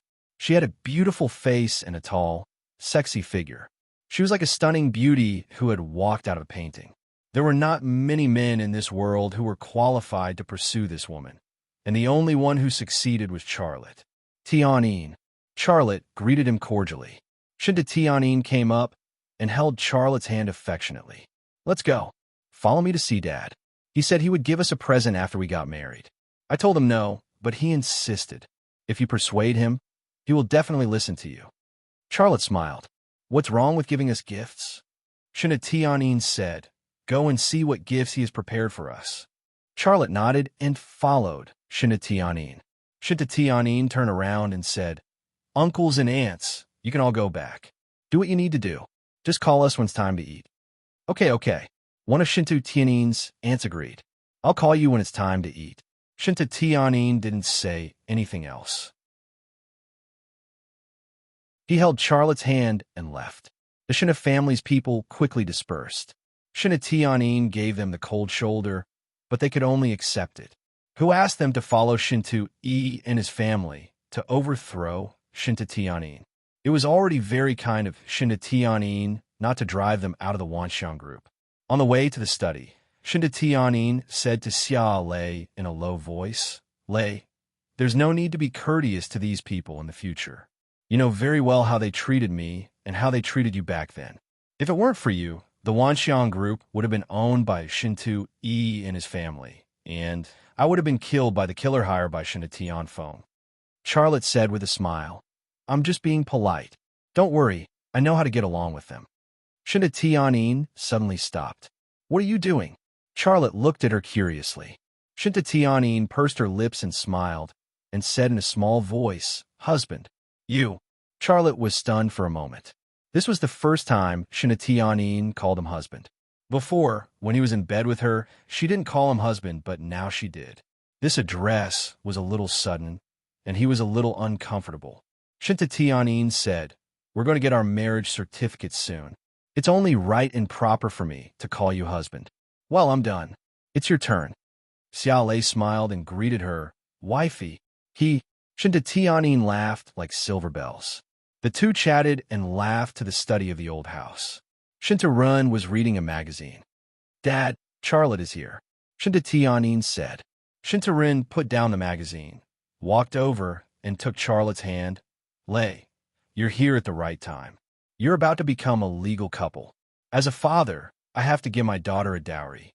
Tell me, what should I give you?" Charlotte said casually, "Dad, we're family. You don't have to be so polite. Just give us some cake, flowers, or something." Shinta Rin frowned. He looked at Shinta Tianyin and said, "You little girl, what did you say to Lei?"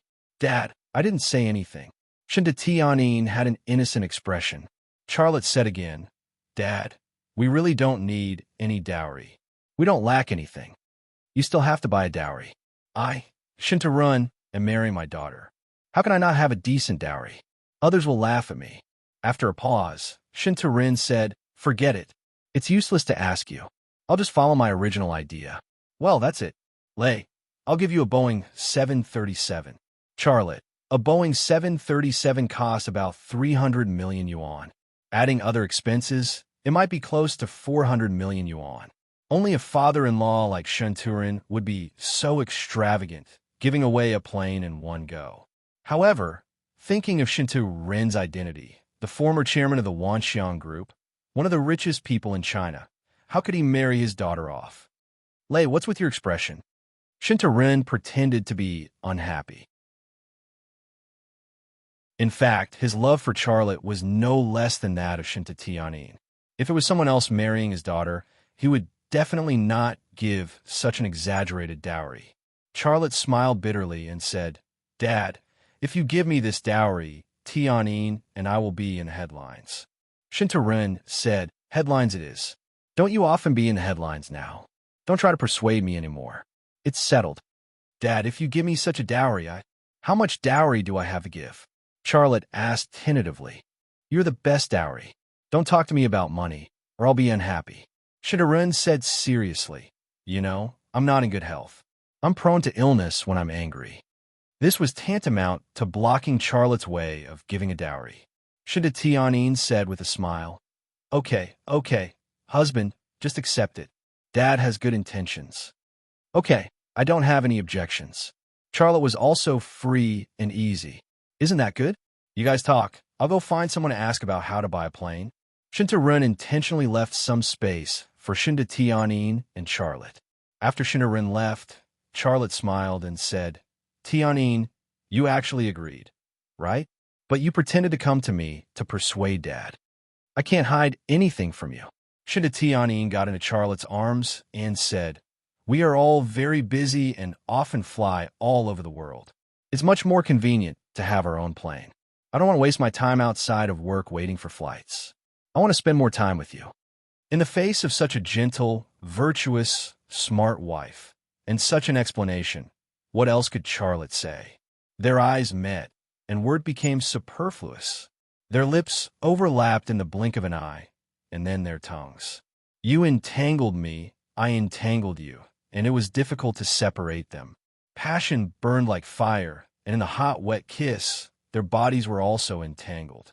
However, when they were about to lose control, the two stopped at the same time. After all, it was broad daylight, and they were in the study. Who knew when someone would come over and see them? It would be embarrassing. Shinta Tianyin hurriedly tidied up the black lace that was pulled away and said with a red face, "You're so bad. I'm afraid of you." Charlotte spread his hands, revealing the zipper that had been pulled open, and said with a smile, "I wonder who's the bad one. It'll be so embarrassing if someone sees it. Let me help you pull it up." Shinta Tianyin then reached out to grab the zipper and pulled it up for Charlotte. "Tell me about your negotiations with the God Domain Corporation." Charlotte changed the topic. Shinta Tianyin said, "At first, Jin didn't agree to withdraw his investment. He said that even if he lost his management rights, he still wanted a share of Time Mobile's profits. I suggested using the shares of that electronics company in Korea in exchange, but he still didn't agree. In the end, he said that he could withdraw his investment, but he had one condition. You had to return the sword of Attila to him. Also, he wanted you to kneel down and apologize to Enchantment. Charlotte couldn't help but sneer. That guy really thinks he's the president of Korea. He paused for a moment, then said, Tianyin, what do you think? Tianyin said, of course I won't agree. Even if I shut down Time Mobile, he can forget about insulting you. You're my man, and I won't allow anyone to disrespect you. Charlotte was touched. Will Jin come tomorrow? Tianyin said, he will probably come back, but I don't know about Enchantment. I think Enchantment won't come. And Jin has been the one who's been talking to me about this. Of course, Enchantment wouldn't come. Once he came to China, even if 101 innings didn't arrest him, Charlotte wouldn't let him off. Hubby, what do you think? Tianyin looked at Charlotte.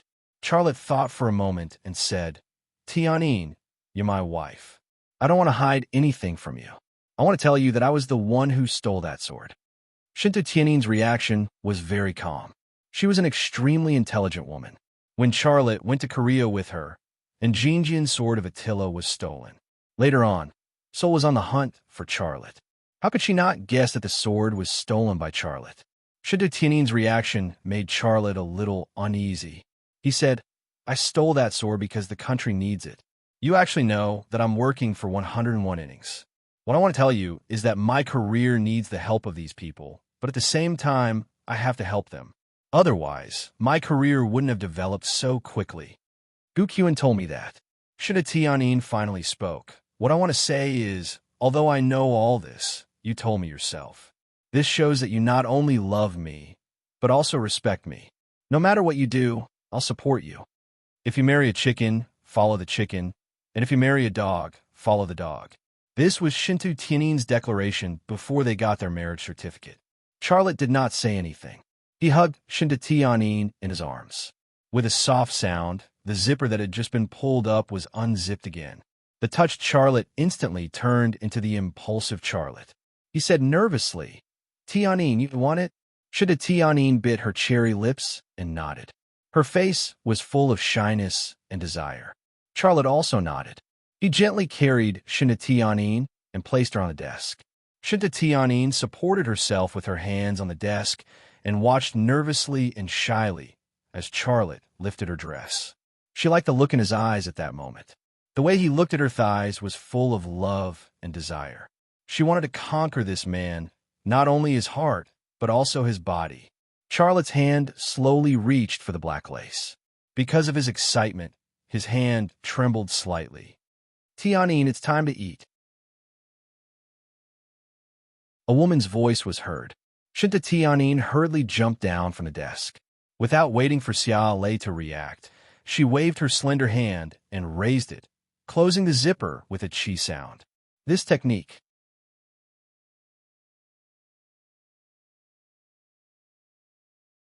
Chapter 456. The next afternoon, Charlotte and Tianyin arrived at the Great Ensemble. This used to be the property of the Gu family, but its current owner was Tianyin. Back then, Charlotte had also fought with Gu Kawu's underlings here for Tianyin, and it was filled with danger. Therefore, when he came to this place again, Charlotte felt some emotions of the past. No matter how great a person or thing was, it would be annihilated in the long river of time. Cherish the present and enjoy life. That was the correct value of life. That was what Charlotte did. And Jin and the representative team from the Divine Realm group had not arrived yet. So he and Tianyin did not waste time. The two of them drank tea in the tea room and talked about some business topics. Rema Group's focus had shifted to the arms market, and it was a dark horse that was galloping. On the other hand, the Wanxiang Group played the role of a big shot in the traditional real estate, energy, and service industries. Both of their careers were like the sun in the sky. When such a pair of fiancé and wife drank tea together, it was inevitable that they would talk about business. Hubby, you don't lack funds now, so you could try to enter the real estate industry. With your relationship with those people, you can get high-quality land, and the cost won't be too high. As long as you enter the real estate industry, I'm sure that your assets will multiply tenfold in a few years, Shinta Tianyin said to Charlotte. Charlotte shook his head. I'm not familiar with the real estate industry. Moreover, the Thunder Horse Army factory has a loan of 5 billion yuan. I'm not as rich as you think, and I can casually invest in real estate projects. Shinta Tianyin smirked. I know money isn't a problem. You just don't want to enter the real estate industry. You have resources that even I'm envious of, but you just don't want to enter this market. Can you tell me why? Charlotte knew very well what resources she was talking about. It was his relationship with 101 innings and some higher-ups, such as Ling Hao. Indeed, these were resources that ordinary businessmen were jealous of. If he wanted to enter the real estate market, he could use these connections to get high-quality land. With his meritorious service in this country, the higher-ups could also treat it as a reward and open a convenient door for him. However, he had no interest in this market. Who doesn't want to earn money? I also want to earn money, Charlotte said with a smile. Since you asked me if I wanted to, I'll tell you. Actually, I'm not optimistic about the current real estate market. The bubble in this market has already reached a very serious point. In fact, I also want to advise you to move your capital out of this market as soon as possible. I advise you to enter this market, but you advise me to leave this market. Shinta Tianyin smiled bitterly. It seems that our business philosophy is still conflicting. Charlotte said, Tianyin, I'm serious. The population of our country will soon be aging, with more old people than young people. These old people will eventually leave this world. Once they leave, every city will be left with a large number of empty houses. Every young person will have their own house, or even several houses. The houses in our country can accommodate 3 billion people. With so many houses, who will buy them? Don't forget that the country is now opening up the two-child policy, but the results are very little. It's very difficult for young people nowadays to get married. How can they afford to raise 2 children? Without the demand, the bubble in this market will burst sooner or later. These are just data. I'm still optimistic about this market. Shinta Tianyin said, our country's urbanization process is very fast. More people will enter the city. They are the demand. Charlotte shrugged. Let's not talk about this. My dream is to make Rema Group an international military giant, even surpassing Barrett and FN Company. I have this goal in mind. I don't want to transfer energy and material resources to other industries. Maybe you're right, but there are too many profit-making fields in this world. We can't eat all the cake, and there's no need for that. Okay, let's talk about something else. Shinta Tianyin smiled faintly. She knew that Charlotte had a different philosophy from her, and she couldn't convince him. However, this didn't affect the relationship between the two. When Shinta Tianyin made tea for Charlotte, Charlotte only held her hand, but she simply sat on Charlotte's lap. They were in business mode just now, and now they were husband and wife mode. After the negotiation with Jian, let's go to the Civil Affairs Bureau to get our marriage certificate, Shinta Tianyin said with a loving gaze. Charlotte's palm rubbed Shinta Tianyin's perky butt, and his voice was very gentle. Okay, I hope it ends soon, and then we could get our marriage certificate. Charlotte's palm seemed to have a very strong magic power. Every few strokes made Shinta Tianyin's entire body soften. She breathed into Charlotte's ear. I'm going to be your wife. Promise me you'll protect and take care of me for the rest of my life, and love me for the rest of my life. Okay, I promise you. Also, you're not allowed to be with other women. Charlotte was stunned for a moment. At that moment, he thought of Jiang Rui and what Jiang Rui had said to him. However, he reacted quickly and said, I promise you. Shinta Tianyin was such a strong woman. She definitely wouldn't allow him to have another woman outside. He had already been mentally prepared for this when he agreed to marry Shinta Tianyin. Otherwise, he wouldn't have made his attitude clear to her. Shinta Tianyin bit Charlotte's ear, and her voice was filled with temptation. I want to reward you for being so good. I'll allow you to be naughty to me. Charlotte smiled and reached a hand into her clothes. Okay. A woman's snort suddenly came from outside the tea room. Charlotte hurriedly pulled his naughty hand out and shifted his gaze to Fu Mingmei, who was standing at the door. Shinta Tianyin also stood up from Charlotte's lap with an awkward expression. She looked at Fu Mingmei with a hint of annoyance. Fu Mingmei looked innocent. Did I come the wrong time? But I had to come. And Jin Jian and the people from the God Domain Corporation are already here. I arranged for them to wait for you in the conference room. After a pause, she said, Do you need me to tell them to wait for another half an hour? Shinta Tianyin glared at Fu Mingmei. What are you still standing here for? Go tell Jin Jian that we'll head over immediately. Okay, I'll go right away. Fu Mingmei didn't dare to really anger Shinta Tianyin. She was just joking with Charlotte. Did Charlotte's ability only last for half an hour? Fu Mingmei actually didn't have the right to speak on such matters. The one who had the right to speak was Shinta Tianyin. She was the woman who had first-hand information. After straightening her clothes, Shinta Tianyin and Charlotte left the tea room and walked towards the conference room. Later, you talk to Jin Jian first. Then, I'll deal with him, Charlotte said. Shinta Tianyin nodded. Her eyes were piercing. Later, you don't have to be polite with him. He's someone in Korea, but in China, he's nothing. The two entered the conference room and immediately saw Jin Jian sitting in the host's seat. To his right were several representatives from the God Domain Corporation. The Wanxiang Corporation also had a few people sitting there, waiting for Shinta Tianyin to take her seat. Seeing the situation in the conference room, Shinta Tianyin's brows immediately furrowed. According to the rules, she should be the one sitting in the chair. However, Jin Jian had usurped the role of host, sitting in her seat the moment he arrived. Although this was a small matter related to his seat, Jin Jian used this small matter to show her his attitude. He was Jin Jian. He was the host of this negotiation. Shinta Tianyin was about to speak when Charlotte tugged at her hand. Let's go. We'll sit across from each other. The negotiation hadn't started yet. There was no need to fight over a seat. Shinta Tianyin was obedient. She followed Charlotte and sat across the table. Then, Shinta Tianyin went straight to the point. Mr. Jin Jian, we can begin. To save everyone's time, state your conditions directly. From the moment Charlotte and Shinta Tianyin entered the room, Jin Jian's gaze was fixed on Charlotte. It wasn't until Shinta Tianyin spoke that he looked at Shinta Tianyin. He sneered and said in stiff Chinese, Conditions? I've already mentioned it. I want this thief to return the sword of Attila to me. Also, he has to kneel and apologize to my son. Looks like you don't want to talk. Shinta Tianyin's face was full of anger. Let me do it, Charlotte said. Then, he looked at Jin Jian and said calmly, Mr. Jin Jian, you want me to kneel and apologize to your son. That's no problem. Where is he? Let him come over. I'll satisfy your conditions. Shinta Tianyin looked at Charlotte in confusion. She thought that Charlotte would be very tough. She didn't expect Charlotte to give in. In fact, she didn't know what Charlotte was thinking. If Xiaoxian showed up, what awaited him definitely wouldn't be kneeling and apologizing. Instead, he would be arrested.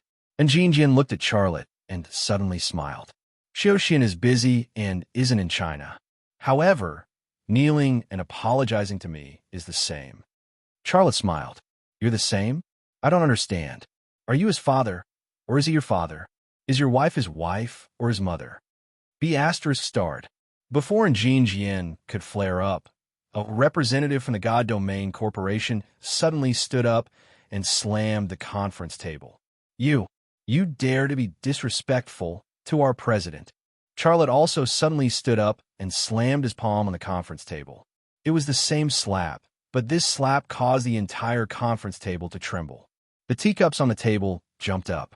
A few of them even toppled over, and the tea spilled everywhere. The representative from the God Domain Corporation, who wanted to scare Charlotte, was immediately stunned. Charlotte said coldly, Jin Jian, control your dog. Don't bark. Otherwise, I'll break his dog legs. Only now did Shinta Tianyin witness Charlotte's strength. The masculine scent on his body made her flustered, and Jin Jian's brows twitched. In the end, he couldn't hold back the rage in his heart. He berated, Charlotte, you stole my sword of Attila. I won't let this matter go. Do you think you'll be fine? Let me tell you, I'm here this time to formally negotiate with your government. I'll let them handle this matter. This was a threat, But Charlotte didn't take it to heart. He had stolen the sword of Attila under Sherborne's orders. Moreover, the purpose of stealing the sword was to excavate the ancient alloy in White Horse's Tomorrow City. This was China's top secret, and Jinjian was using this matter to threaten him. He couldn't even be bothered with him.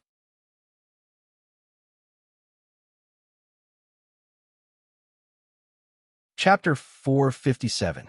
Mr. An, you said that my husband stole your sword. Do you have evidence? Shinatianin spoke up. If you don't have evidence, then it's slander. I have the right to sue you. An Gungan sneered. Sue me? In China's court or Korea's court? I think it can only be China's court. You're nothing in Korea. In my eyes, you're just a relatively rich China woman. Also, your so-called husband is just a guy who lives off a woman. You impudent. Shinta Tianin could not tolerate someone insulting Charlotte like this. Charlotte pressed Shintu Tianin's shoulder. There's no need to get angry with such an arrogant person. His goal is to make you angry and panic. Then he looked at An Gungan and said calmly, An Gungan, who do you think you are? Do you really think you're the president of Korea? Not to mention that you are not the president of South Korea now. Even if you are in my eyes, you are just a scumbag. An Gungan said angrily, Charlotte, do you really think I can't do anything to you? Back then, I was able to pressure your government to release my son. I can also pressure your government to give you the punishment you deserve. Charlotte did not care. You can do that. You can make the call now. An Gungan pressuring the government as the leader of the Grand National Party. It was useful in helping An Soo-hyang get out of trouble. However, punishing Charlotte was out of the question. Charlotte carried the mission of researching the ancient alloy and was also the owner of China's Black Horse military factory. If the government really punished Charlotte, wouldn't that be equivalent to giving up the ancient alloy mission and giving up the world's most advanced light weapons? In terms of benefits, the government would not do that. An Gungan was indeed a major political figure in Korea, but he was not the president of Korea. To put it bluntly, giving him face once was enough. If he wanted more, he would be humiliating himself. Charlotte asked An Gungan to make the call, but An Gungan hesitated. In fact, he was also very clear that giving face once was face. If he did it twice, he would be shameless. You don't want to fight or can't fight. Charlotte's lips curled into a cold smile. An Gungan, let me tell you this. Charlotte, am not someone you can deal with as you please. You're here this time to talk to my wife about the shares of Times Mobile. You drag me into this because you want to suppress me and force my wife to make a concession. Don't use this little trick anymore. It's useless. An Gungan's expression was extremely gloomy. The reason he had come here personally was not only to use Charlotte to suppress Shinta Tianin and force Shinta Tianin to make concessions that would benefit the Shinya Corporation, but also to take back the sword of Attila and even regain his lost face. But until now, he had not achieved a single one of these goals. Instead, he had been beaten black and blue by Charlotte. The atmosphere in the conference room suddenly became heavy, and the smell of gunpowder grew thicker and thicker. After a brief silence, An Gungan said, My goal is very simple. I can withdraw from Times Mobile, but my conditions are that in addition to Vientiane Corporation's shares in the Korean Electronics Company, Vientiane Corporation must also compensate us 2 billion Chinese dollars. In addition, the sword of Attila must be returned to its rightful owner. As long as you fulfill these two conditions, we can sign the contract now. Shinta Tianin said, Your Shinya Corporation's investment in Times Mobile was only 800 million, and now you want 2 billion. Vientiane Corporation invested 1 billion in the Korean Electronics Company, and you want to take it all. You really know how to do business. Is this how you Koreans do business? An Gungan sneered. We provided the technology and equipment for the Times Mobile project. Now that the production line has been built, you want to swallow it all. Is this how you China do business? They were tit for tat, and neither side was willing to back down. What had happened just now was just an interlude. The formal negotiations had only just begun. I don't agree. Shintu Tianin's attitude was firm. My bottom line is the exchange of shares in both projects. Even so, you've already taken 200 million advantage. An Gungan, don't be too greedy. You should know when to stop. On Gungan sneered. You're the one who wants to monopolize Times Mobile. It's only right and proper that I ask for compensation. If you don't fulfill these two conditions, I will sue you in China. Before the lawsuit is decided, don't even think about putting Times Mobile into production. Also, I have the ability to make you lose everything you invested in Korea. It's only a few billion. I can still afford to lose. At worst, I won't want Times Mobile, and you won't get a single cent of benefits. Then what's there to talk about? You shouldn't have invited me to negotiate with you. On Gungan looked like he had Shinta Tianyin in his grasp. In light of your attitude, I want to tell you that don't think this matter will end with you losing money. I will put pressure on Korea's National Assembly and make them change some of the agreements with your country. In the end, the consequences will be borne by you. It may be troublesome for me to deal with your husband. After all, he's a hoodlum. But it's much easier to deal with you. You're just an ordinary businessman. Are you threatening me? Shinta Tianyin was very angry, but she couldn't help but feel a trace of fear in her heart. After all, the other party was the leader of a major political party in Korea. On Gungan must have connections with political figures here. If On Gungan really did what he said just now, she couldn't bear the consequences. Subconsciously, Shinta Tianyin shifted her gaze to Charlotte. At this time, what she needed the most was her man to stand up, help her, and protect her. At this time, Charlotte's phone suddenly rang. Charlotte looked at the caller ID. It was a call from Korea. Seeing the international area code of Korea, he suddenly realized who was calling. He said, Tianyin, wait for me. I'm going to take this call. Shinta Tianyin's eyes flashed with a trace of disappointment, but she nodded. Okay. Charlotte took the phone and walked out of the conference room. Ha! On Gungan laughed.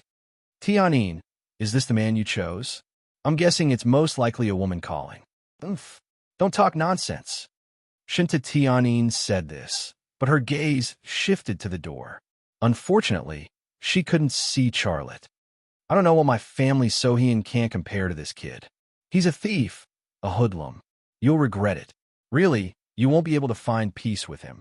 I know that you chose him because he's capable and strong enough. You hope that he can protect you and take care of you, but you're wrong. He's trouble. He can't even protect himself. Of course, On Gungan knew some inside information. He also had his own unique insight. Shinta Tianyin didn't refute. She did marry Charlotte for the reason On Gungan said, but the more important reason was that she loved Charlotte. If there wasn't a foundation of true love, she wouldn't marry Charlotte, even if he was the ruler of a country. I've made myself clear. The choice is up to you. 2 billion isn't a big deal to you, and it's also not a big deal to me. My goal is to get back my sword of Attila and Charlotte's apology. If he wasn't your husband, I wouldn't have proposed such a condition. But who asked him to be your husband? You chose him, so his troubles are your troubles. I heard that you were kidnapped once. This is an example. On Gungan took advantage of Charlotte's absence to unscrupulously slander Charlotte.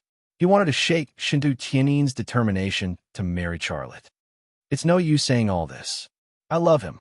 I chose him because I'm prepared to face all troubles. You can threaten me, but I don't think you can do it. Shinta Tianyin said. Haha, you're really young. On Gungan said meaningfully, I'll tell you the truth. I know many of the political figures on your side, and we have a good relationship. I also know that after the Gu family fell, you swallowed up a lot of the Gu family's assets. A considerable portion of those assets were state-owned assets on your side. You paid a small price to buy extremely valuable state-owned assets. This isn't a small matter. I can get evidence from Gu Qin. Tell me, what do you think will happen to you once this evidence falls into the hands of the people on your side? Shinta Tianyin's expression changed immediately. She suddenly remembered that Charlotte had warned her not to touch the Gu family's assets, but she hadn't listened at all. Now, she was beginning to regret it. This was On Gungan's trump card. Shinta Tianyin couldn't accept it. Be a smart woman. Actually, I don't care about a few billion, including Aeromobile. I only care about you. Leave Charlotte. My Xiaoxian is still infatuated with you. Only you can become the next female head of the On family. Think about it carefully. I'll stay here for a day. After a day, give me a clear answer. However, before you make your decision, I have to remind you that choosing Charlotte is equivalent to choosing death. Choose my Xiaoxian, and you'll get peace and happiness. Gungan smiled naturally. This seemed to be his true goal. He didn't care about those billion projects at all. Shinta Tiannin's heart was in a mess now. Her fear was becoming more and more apparent. She couldn't help but look at the door of the meeting room again. Just then, Charlotte walked in. Charlotte returned to Shinta Tiannin's side and gently held Shinta Tiannin's soft hand, then said, "Don't worry, I'm your man. As long as I'm here, no one can threaten you, let alone hurt you." At this moment, Shinta Tiannin's body went limp. Gungan laughed. "Charlotte, why are you acting like a man? You want to fight me? You don't have the right." "Is that so?" Charlotte smiled. "You're using Gu Qian to threaten my wife. Do you think you'll be able to achieve your goal like that? You're already so old, but you're still so childish. I really don't know how you became the leader of the great national party. It's not bad that you have Gu Qian as your trump card. However, I also have some things in my hands that I think you should take a look at." "What things?" Gungan asked disapprovingly. "Yeah, it's nothing good. It's just something that'll send you to prison," said Xiaolei. Gungan's expression changed.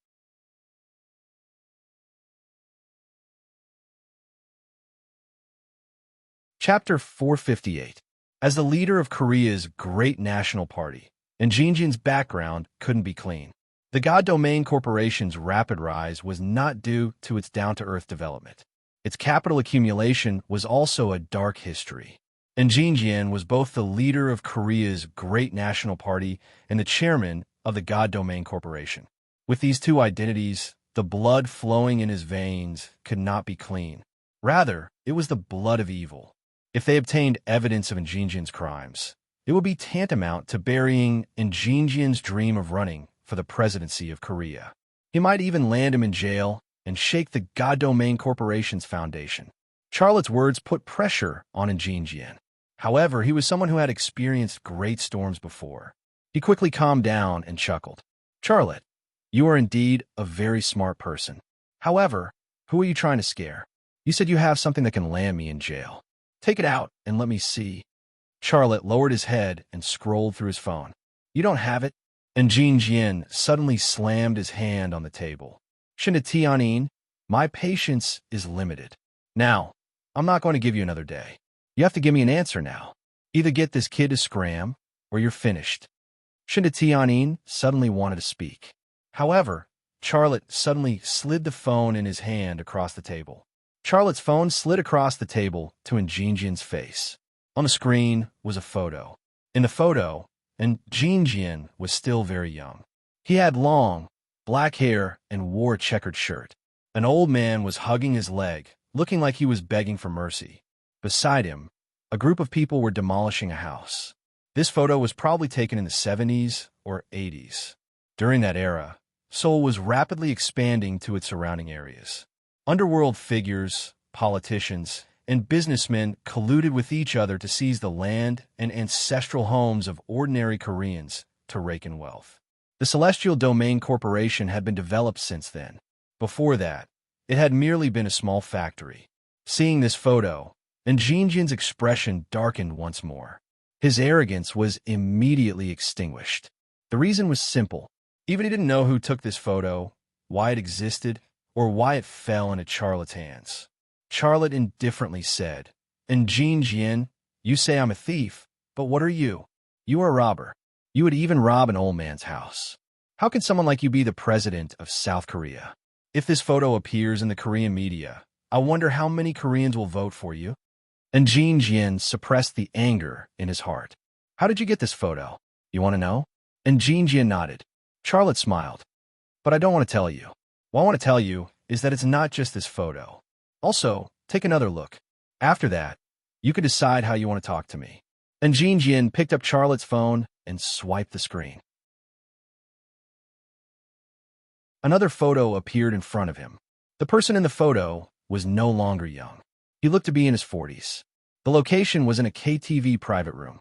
He was hugging two young women. Both his hands were inserted into the necklines of the two women, making a grabbing motion. However, the two women were not accompanying him to sing and drink. Instead, they were dressed formally. One of them even had tears in her eyes, looking humiliated. And Jinjian recognized the two women immediately. They were the two women from the God Domain Corporation who had committed crime. He had used this method to punish them. That night, he had enjoyed himself enough. However, he didn't expect that there would be such a photo. If such a photo were to be leaked, let alone the president, he might even lose his position as the leader of the Korean Grand National Party. And Jinjian swiped the screen again. What appeared in front of him was a photo of a contract. He also recognized this contract. If he appeared on the prosecutor's desk, he would receive a summons from the prosecutor in less than 24 hours. After looking at the contract, and Jinjian swiped the screen again. However, there was nothing new. However, even these three photos were enough to make Jinjian tremble with fear. He indeed had some dirt on Shinta Tianyin. Therefore, he could confidently threaten Shinta Tianyin to leave Charlotte and be with Xiaoxian. He could continue the beautiful dream that the Yin family had, to marry a daughter-in-law with a net worth of hundreds of billions.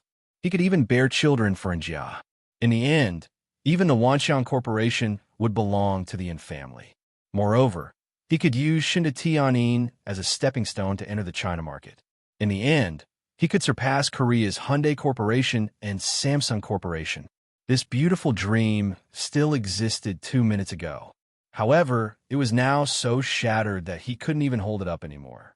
What Jinjian had to face now wasn't the problem of how to force Shinta Tianyin to submit. Instead, it was the problem of how to convince Charlotte not to leak this information. And Jinjian was silent for a moment. Then, he said, "Mr. Xia, can your people leave for a moment?" After a pause, he said to the God Domain Corporation's representative, "You guys leave as well." The few Koreans got up, bowed, and left. The people from the Wanxiang Corporation didn't move. They all looked at Shinta Tianyin and Charlotte, waiting for their instructions. Shinta Tianyin asked softly, "Hubby, do you want them to leave?" Charlotte nodded. Only then did Shinta Tianyin say, "You guys can leave as well." The people from the Wanxiang Corporation left as well. Only Shinta Tianyin, Charlotte, and Jinjian were left in the large conference room. The atmosphere in the conference room was silent and oppressive. However, this peace was only the peace before the showdown. It wouldn't last long. "Looks like," and Jinjian finally spoke. "Looks like I've still underestimated you, Mr. Xia. I didn't even know that the things you showed me still existed. How did you get them?" Charlotte said, "If I told you, you would kill that person. Tell me, if I knew you would do that, would I still sacrifice my informant? Don't be childish. Face reality. If this is your attitude after careful consideration, I've already planned to contact the Korean media." He waved his hand. "And please give me your phone." And Jinjian didn't move. He forced a smile on his face. "Mr. Xia, why are you making things so unhappy? I take back everything I've said before. Tell me, what do you want from me?" And Jinjian gave in. He had no choice but to give in. Charlotte chuckled. "When you came, you were like a wolf, very fierce and overbearing. What do you look like now? You're like a dog. I don't think that's you. Do you want me to give you a mirror to look at and see how you've changed?" The corner of Jinjian's mouth twitched. His eyes were filled with hatred. However, all of that disappeared in a second. He appeared very calm. "If you want to insult me, you've achieved your goal. Are you satisfied now that you've vented your anger? If you're satisfied, name your price. If you're not, you can continue scolding me. I'm listening." This was Jinjian. It wasn't a coincidence that he was able to get to where he was today based on his forbearance and calmness. Shinta Tianyin gently grabbed Charlotte's thigh under the table. This was a hint. She didn't seem to want things to escalate to the point of no return. Charlotte understood her thoughts and said, "All right, on account of your attitude, I'll forgive you. Please state your price." And Jinjian's face revealed a trace of a smile, giving off a harmless feeling. Shinta Tianyin was about to speak when Charlotte grabbed her thigh under the table again. Before she could speak, he said, "And Jinjian, how about this? Transfer the shares of Time Mobile to the Wanxiang Corporation at the price of 1 yuan. Also, convert all the investments the Wanxiang Corporation has in Korea into cash and transfer it to the Wanxiang Corporation's account. You're going too far. No matter how good Jinjian's forbearance was, he couldn't take it anymore in the face of such conditions. This was equivalent to swallowing the Divine Domain Corporation's investments in China for nothing. Charlotte said calmly, "And Jinjian, didn't you say just now that 1 or 2 billion is nothing to you? Why are you so anxious now? If you think it's too much of a loss, I'd better contact the Korean reporters." Shinta Tianyin chimed in from the side. "That's right. That bit of money is nothing to me." And Jinjian said angrily, "Don't forget that I also have dirt on you." Shintu Tianyin. Charlotte said, "I don't know what dirt you have, but even if you got something from Gu Qian, it's still a card in your hand." "All right, I'll analyze it for you. You play your card." "There are people investigating my wife here, and I can deal with them to minimize her punishment and losses. But if I play my card, I don't need to remind you what you'll lose, right?" If Charlotte played his card, and Jinjian would first lose his position as the head of the Kuomintang, and then he would lose the right to participate in the presidential election. And Jinjian couldn't bear such a loss. "Let's not talk about the dirt. Exchange the shares. That's my bottom line," and Jinjian said. F***CK. "Do you think I'm a member of your parliament?" Charlotte stood up and strode towards Jinjian. What do you want?" Facing the furious Charlotte, and Jinjian suddenly became nervous. Charlotte grabbed his phone and snatched it from Jinjian's hand, then dialed a number. "Wait," and Jinjian panicked. "I agree." Only then did Charlotte stop dialing. "But I have a condition. You have to give me the original copies of those things," and Jinjian said. Charlotte said, "Similarly, you have to give me the original copies of the things you got from Gu Qian. Then let's talk another day. I have to bring the things from Korea," and Jinjian said. However, Charlotte pushed Jinjian back to his seat. "Settle the shares first, then we can settle other things. Don't push your luck." Having his stalling tactic seen through, and Jinjian was enraged. Charlotte sneered and said, "Just wait to report my call." With that said, he dialed another number, and Jinjian was at his wit's end. "I agree." Only then did Charlotte say, "Tianyin, call your people in to discuss the 1 yuan business with Mr. N. If you don't have change, I have it here." Shinta Tianyin smiled. Her smile was as bright and beautiful as the sun. She said, "I'll cook something delicious for you tonight." Charlotte also smiled. He felt that this was a hint between husband and wife.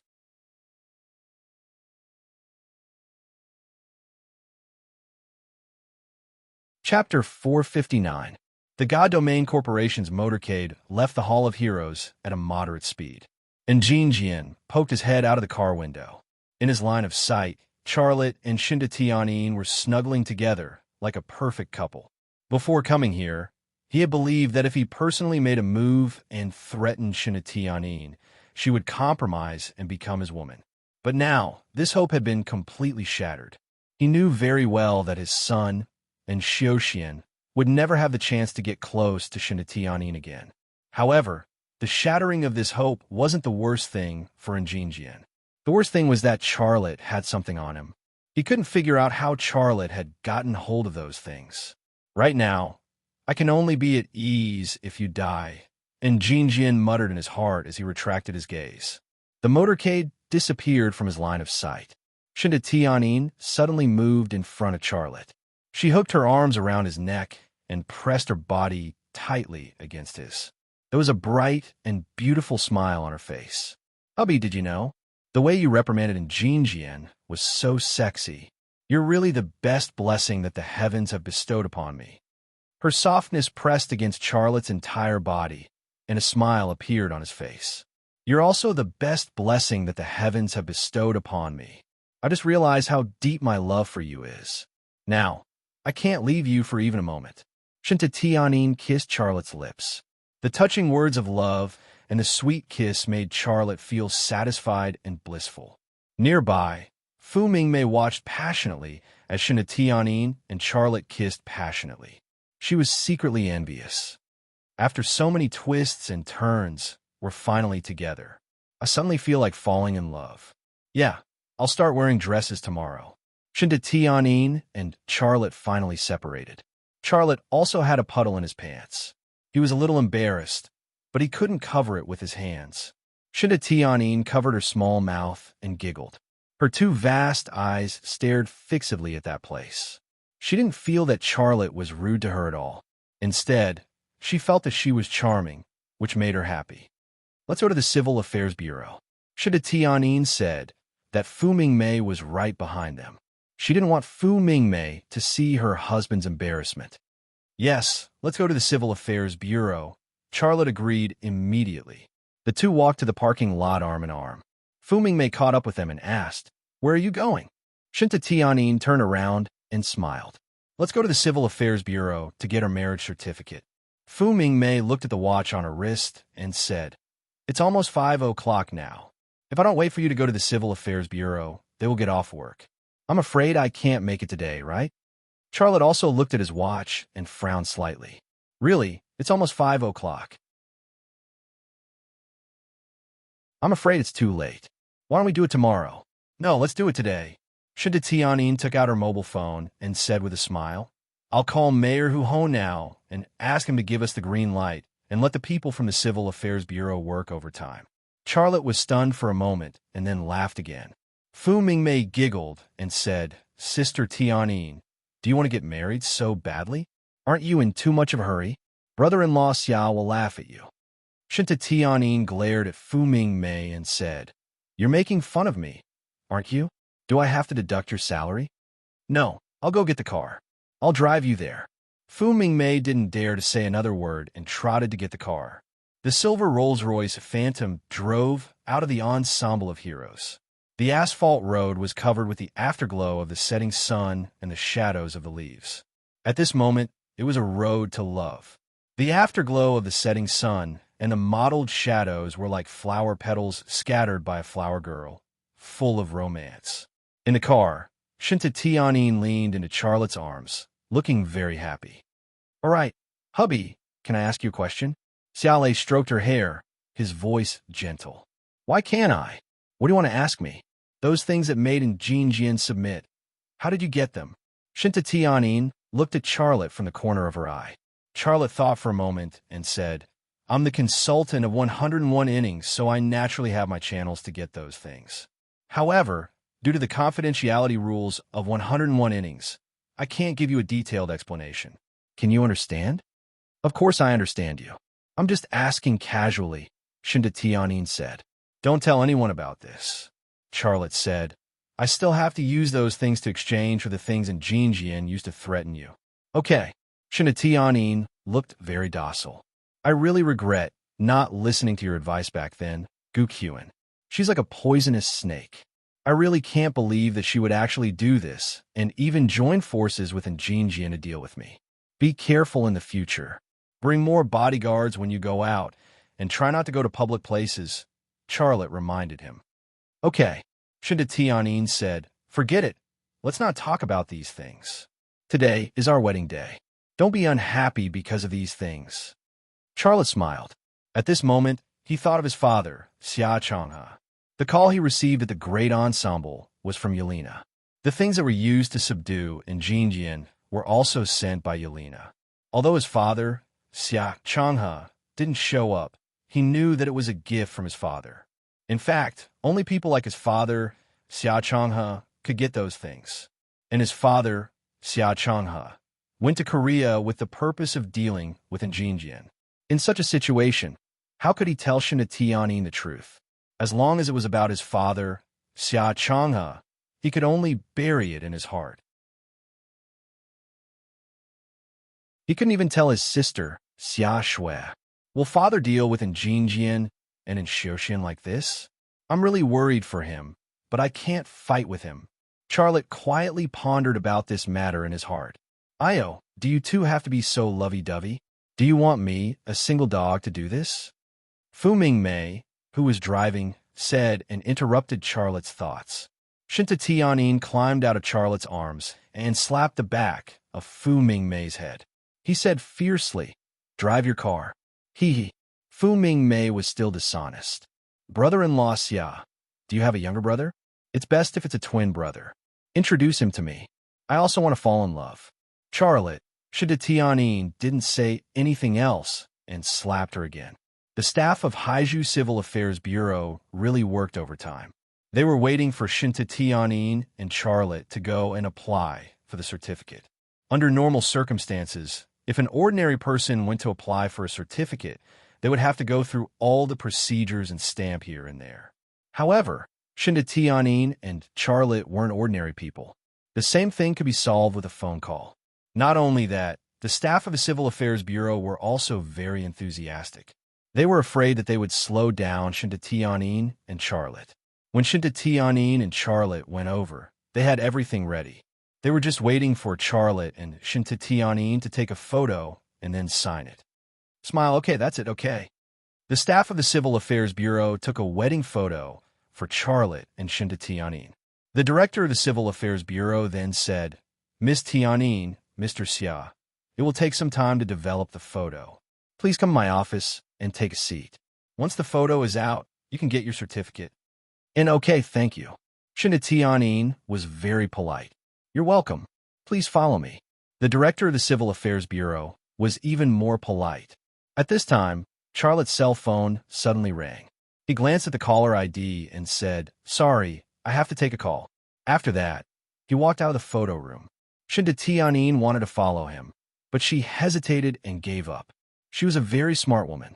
She knew that if a woman pestered a man too tightly and controlled him too much, it would actually not be good for her. In the corridor, Charlotte answered the phone. A man's voice came from the phone. Are you really going to marry Shinta Tianyin? This voice was Xia Chang's voice.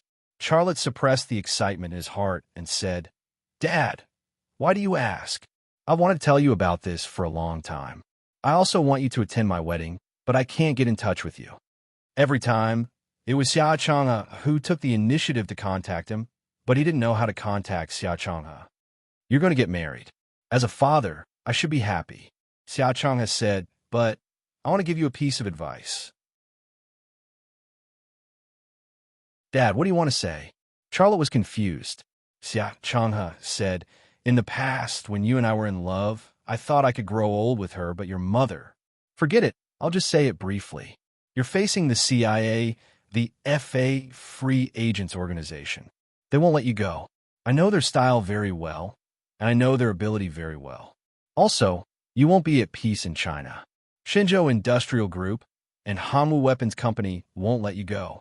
They've been waiting for you to make a mistake, waiting for an opportunity to drive you out of the arms market. You're surrounded by enemies both inside and outside. Can you still manage your marriage well? Charlotte was silent for a moment and said, Dad, I know what you said, but I'm not afraid of them. I believe that I also have the ability to manage my marriage well, and I also have the ability to protect my wife. You don't lack courage, and you don't lack strength. Of course, you can do these things in a short time, but after a pause, Xia Chang'e said, Son, although I haven't met my daughter-in-law, I know her very well. She is an ambitious woman. She knows what she wants very well. She is too dazzling. To be honest, I'm not optimistic about your marriage with her. Trust my intuition and judgment. If you get married, you will divorce in less than 2 years. Charlotte was stunned on the spot and didn't know what to say. When others got married, fathers usually sent their best wishes, but his father made a special trip to pour cold water on them, asserting that he and Shinta Tianyin would divorce in less than 2 years. Are you still listening? I'm listening, Dad. Charlotte took a deep breath and said, What you said might make some sense, but what I want to tell you is that I've always wanted to live an ordinary life, do the job I like, marry the woman I like, have 2 children with her, and then provide for them to study and grow up. I don't want to be a hero. I just want to be an ordinary person. Now that such an opportunity is in front of me, I don't want to miss it. Moreover, I can't let Tianyin down. Xia Chang'e sighed and said, Do you think you're still an ordinary person now? Charlotte was slightly stunned. He couldn't answer such a simple question. Forget it. You really are the same as me when I was young. All right, I'll give you my blessings. Xia Chang'e said, I will deal with the trouble of Jian. After you settle your matters, quickly set off to find the next hidden treasure. Charlotte responded. The conversation between the father and son ended just like that. Shinta Tianyin walked out of the room and said, "Hubby, the photos are out. Come over quickly." Charlotte grinned and walked over to Shinta Tianyin.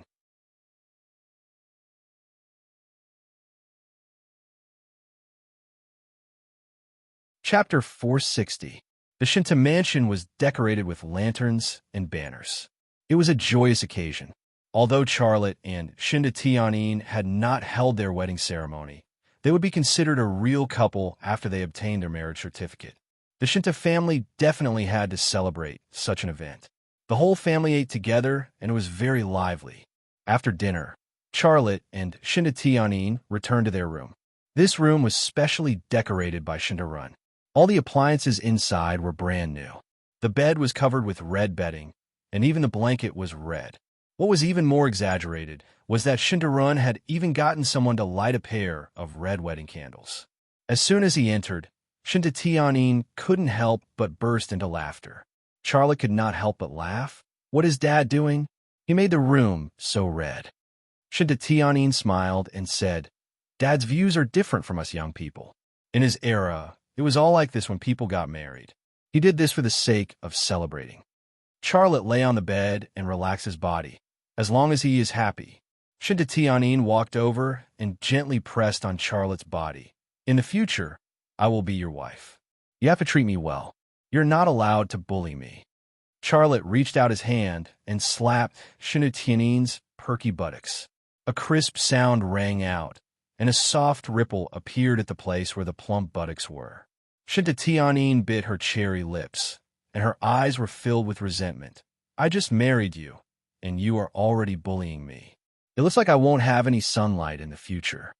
Charlotte chuckled and said, "Is this considered bullying? Then what if I want to slap your buttocks in the future? Can't I do it? My whole body belongs to you. Which part of me can't you touch?" Shinta Tianyin kissed Charlotte's lips. The two of them were entangled on the red bed sheet. Strangely, at this romantic moment, Charlotte thought of his father, Xia Changhe, on the phone. When he was kissing Shinta Tianyin, he thought to himself, "She loves me very much, and I love her very much. We love each other, and I have the ability to protect her. Why doesn't Father think our marriage will work?" With this inexplicable thought, the clothes fell to the ground piece by piece, and the newlyweds joined together. At this moment, Shinta Tianyin was happy, and so was Charlotte. In this world, what could be more joyous than being united with the person you love? Even a volcano would cool down. When the passion subsided, the two newlyweds also calmed down, leaning on each other and talking. "Husband, what do you think we should name our first child?" Shinta Tianyin used his finger to draw circles on Charlotte's chest muscles. Charlotte laughed and said, "We don't even know if it's a boy or a girl. How can we name it? Why don't you just give it a boy's name and then a girl's name?" Charlotte thought for a moment. "The boy will be called Xiaolu, and the girl will be called Xiaoyu. What do you think? Xiaolu? Xiaoyu?" Shinta Tianyin repeated it twice, and a smile appeared on the corner of his mouth. "Xiaolu. Summer is a warm and happy season. This name is very good. Xiaoyu. The moon in summer is the most beautiful. Our daughter must be a great beauty. I also like this name. Husband, how did you think of such a name?" "I just thought of it," Charlotte said. But he knew that the real situation was not like this. He chose a word from Emperor Yongle for the name Xiaolu, and he chose a word from Zhu Xianyue for the name Xiaoyu. The reason why he made such a choice was because his greatest wish in life was to unravel the secret of ancient alloy and AE. Shinta Tianyin did not know what Charlotte was thinking. She moved closer to Charlotte's ear and said with a hot breath, "Husband, I like both names. What do you think?" Charlotte laughed and said, "Don't tell me you want to have a boy and a girl." Shinta Tianyin nodded her head. "And you're right. I really want to have a boy and a girl. In this case, we can use both names, right? That will depend on luck. It's not all luck.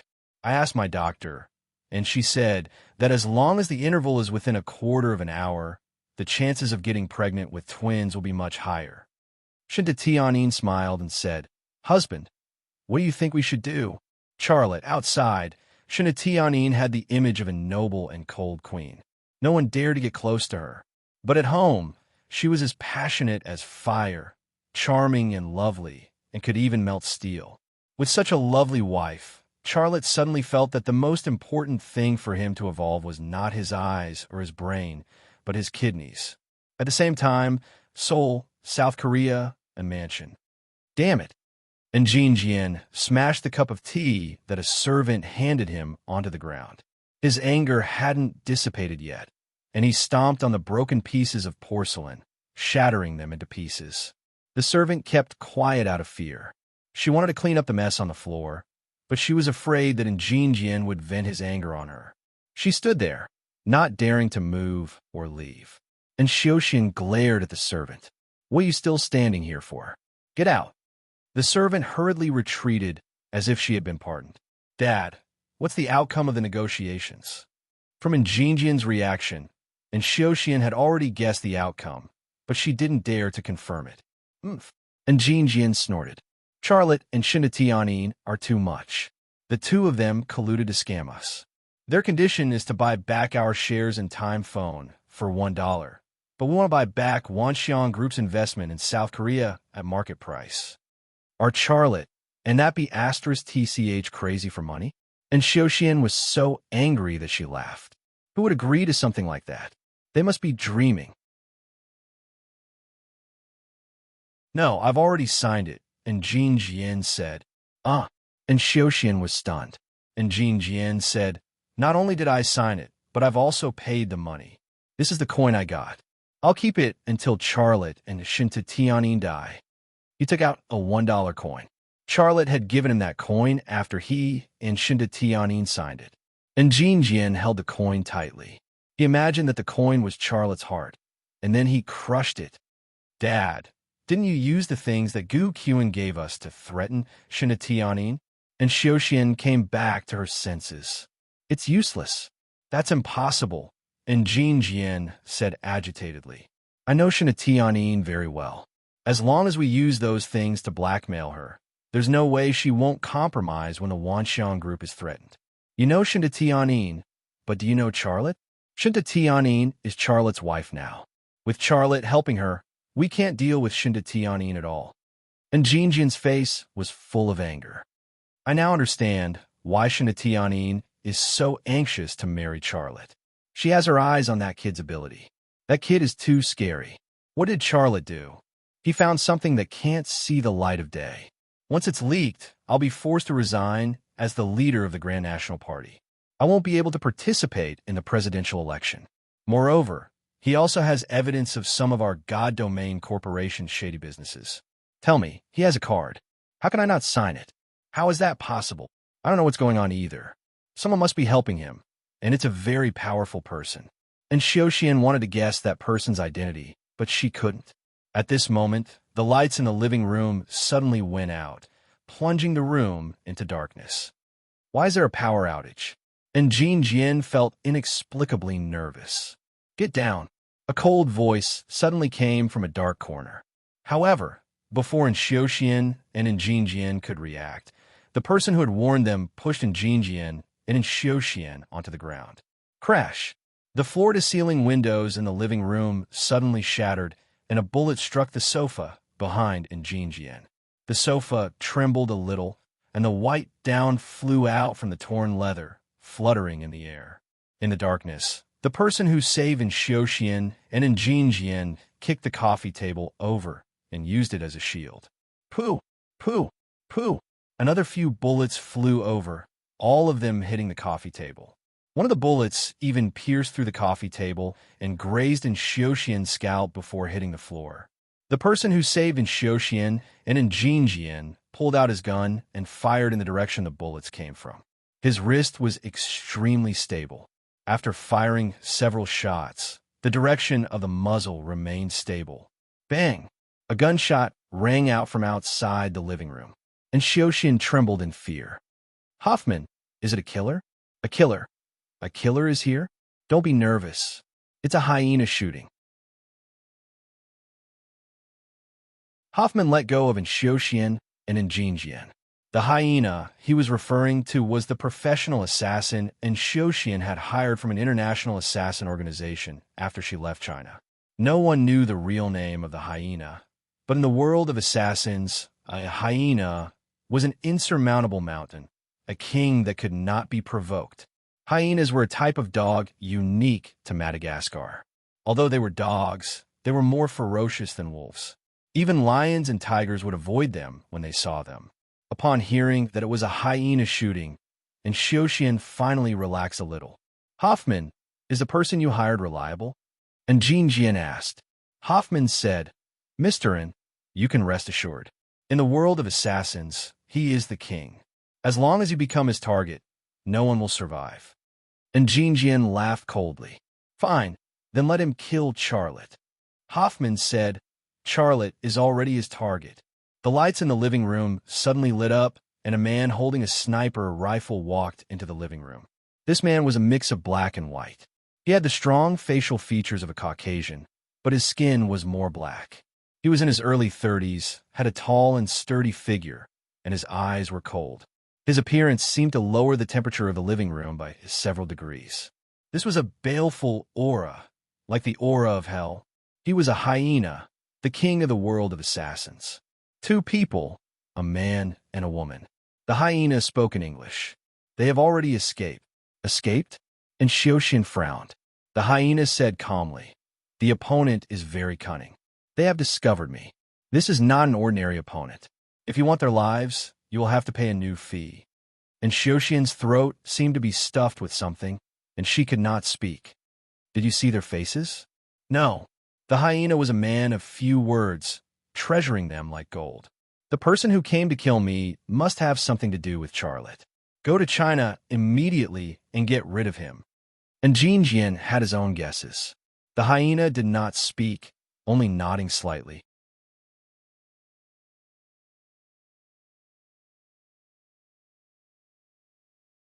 Chapter 461. Be careful on the road.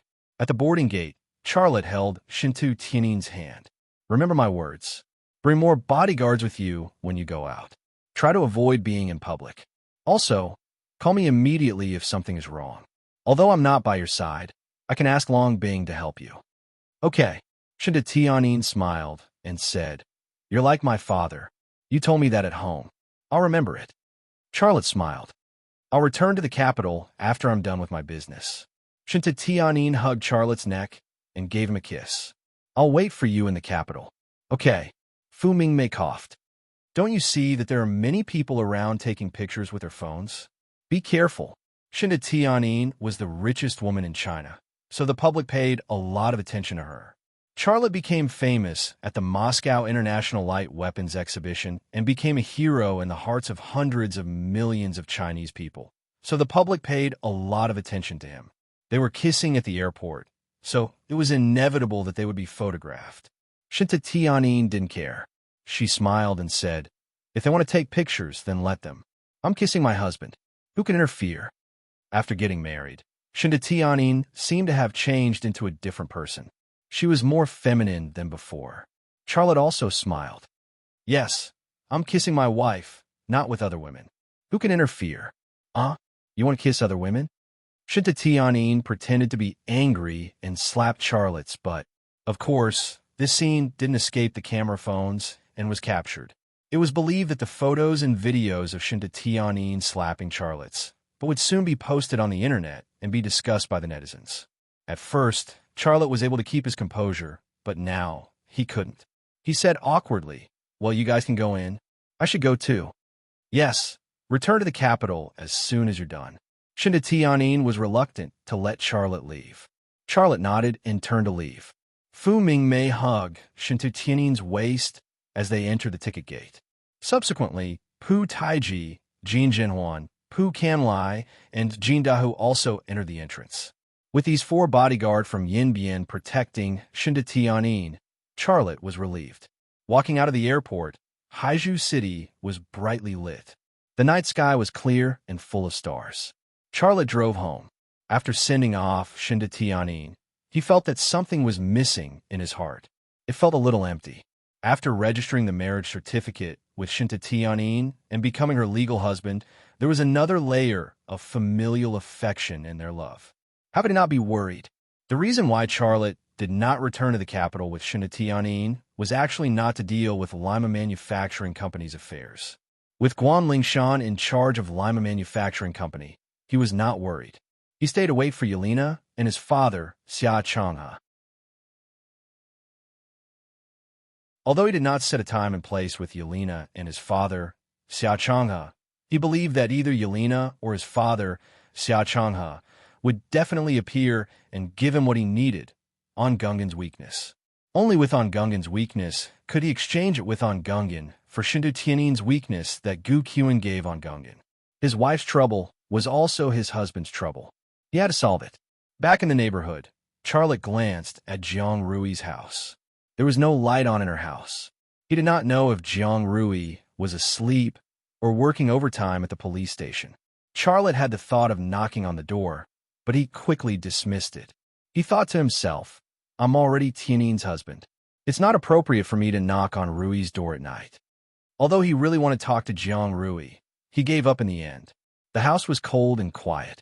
After opening the door, Charlotte's gaze moved to the coffee table. He remembered that the last time he cleaned the house, he had cleaned the coffee table very well. But now there was an extra folder on the coffee table. Charlotte's left eye twitched slightly. In the blink of an eye, he saw through all the rooms. There was no one else in this house. He was the only one. Charlotte walked over, picked up the folder, and opened it. There was a stack of photos in the folder, as well as a few paper documents. He glanced through them. These were all evidence that could subdue On Gungan. In addition, there was a neatly folded letter. Charlotte smiled bitterly. The reason he stayed in Haizhu was to get these things, but he got them as soon as he got home. Father and son were connected. He felt that his father, Xia Changhe, was like a part of his body. He always knew what he wanted. Since you're here, why don't we meet? After being stunned for a while, Charlotte muttered to himself. He opened the letter. The note on the letter was Xia Changhe's. It said, Son, I originally wanted to kill On Gungan and On Suhyang for you, but Yelena and I encountered Hyena from the International Assassin Organization. He is a very scary professional assassin. He has never failed since he started his career. In the world of assassins, he is the king. You have to be careful of him. There was a sketch at the bottom of the letter. It was a sketch of a hyena. Charlotte took the letter and walked to the balcony. He looked into the distance and soon saw a person standing on a building 500 meters away. That person was his father, Xia Changhe. He was holding an XL 2500 sniper rifle scope and looking at him standing on the balcony. Charlotte smiled and mouthed, I'll be careful. You be careful too. Xia Changhe also smiled. He put away the scope and disappeared into the night. Charlotte thought to himself, Father probably saw the assassin called Hyena through the scope and drew this sketch for me. Father has an XL 2500 sniper rifle, but he can't kill Hyena. Is this Hyena assassin really that powerful? The message left by his father, Xia Changhe, made Charlotte's heart heavy. He wasn't afraid of this Hyena assassin, but he was afraid that this Hyena would do something to his family. Xia Shui and Shida Tianin were ordinary women. If this Hyena did something to them, their chances of survival were almost zero. Knock, knock, knock. There was a knock on the door behind him. Charlotte looked over. His left eye saw through the door, and then he saw Jiang Rui standing at the door. She was also carrying a bag in her hand. Why is she looking for me at this time? Charlotte felt a little strange. He also felt a headache. Knock, knock, knock. Jiang Rui knocked 3 more times on the door. Who is it? Charlotte walked over. It's me, Rui. Jiang Rui said. Charlotte opened the door with a smile. Oh, it's Rui. Please come in. Jiang Rui entered the door and didn't wait for Charlotte to greet her.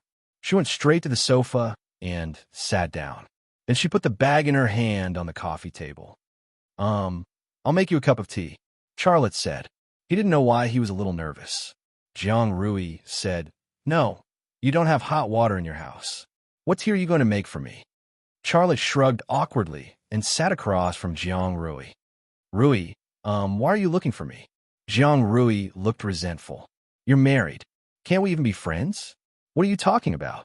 Afraid that she would misunderstand, Charlotte hurriedly explained, I just thought that you must have something to say to me at this time of the night. Jiang Rui unzipped her handbag and took out 5 bundles of money, a jewelry box, and a debit card. Then she pushed them from the coffee table to Charlotte. Charlotte was stunned. Rui, what are you doing? Jiang Rui said, "This is the money you gave me. My father spent 500,000 on his treatment. I brought the rest for you. Also, I'm returning the gem necklace you gave me. I saved 50,000 for myself, and I took it. I still owe you 450,000. I plan to pay you back a little every year. Although it's a little slow, I'll pay you back in full." Charlotte's heart seemed to be pricked by a needle. He looked at Jiang Rui. "Rui, what are you doing? Didn't we agree when I gave you the money? Part of it will be used for Uncle's treatment, and the other part for Uncle's recovery. I'm not short of money. Why are you giving it back to me? You're not short of money, but why should I take so much money from you? And this necklace?" Jiang Rui opened the jewelry box and revealed the gem necklace Charlotte gave her. "I took it to the jewelry store today. They were willing to give me 5 million for this necklace."